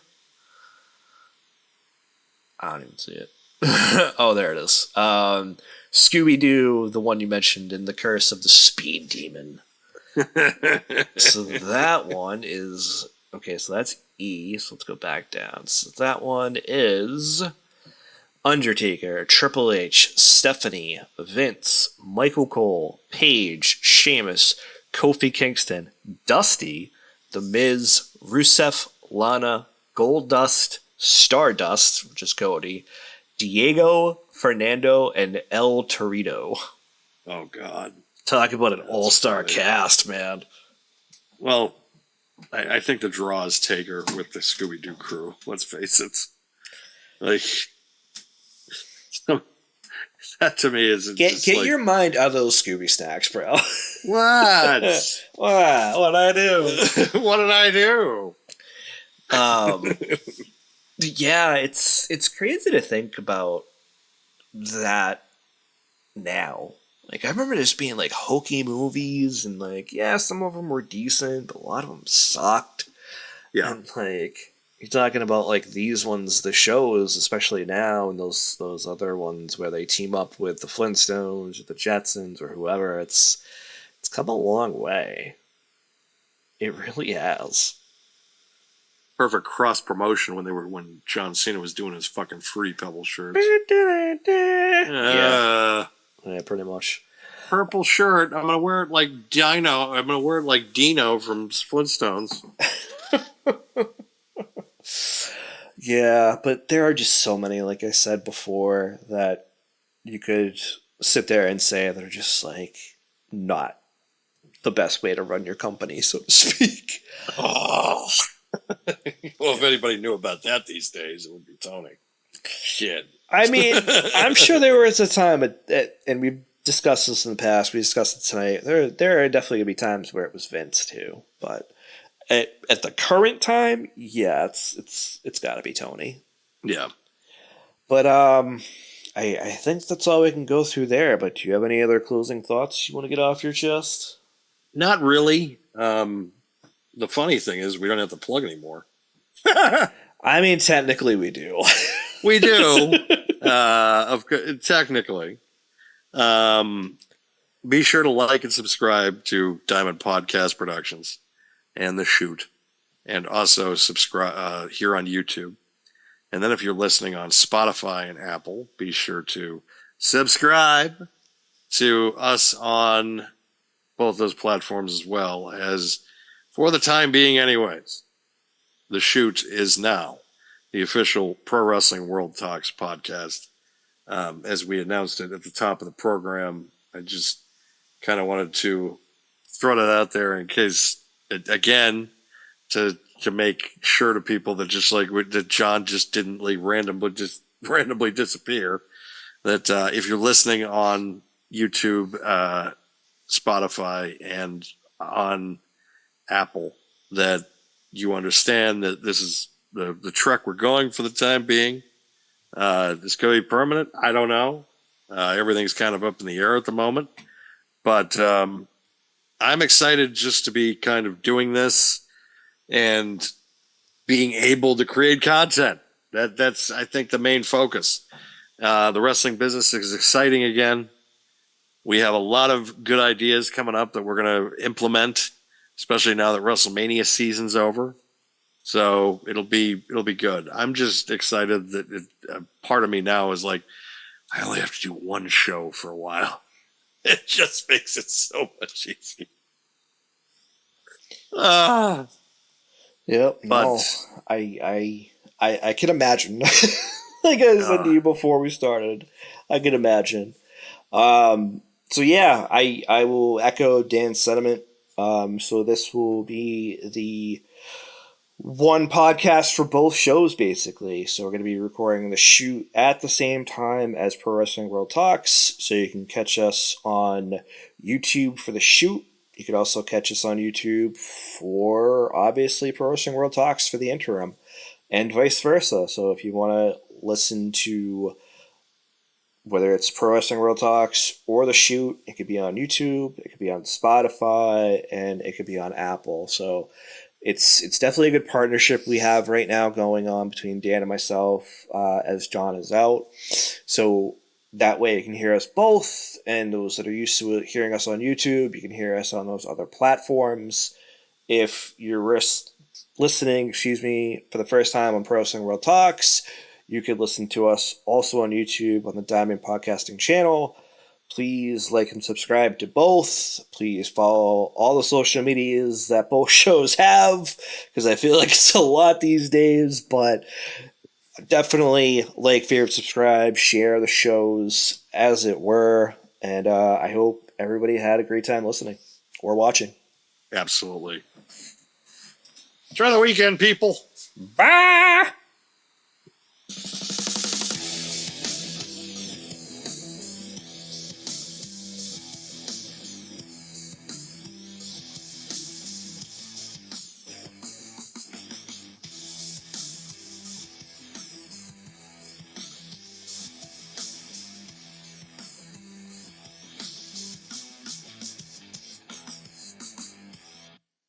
Boo Rare.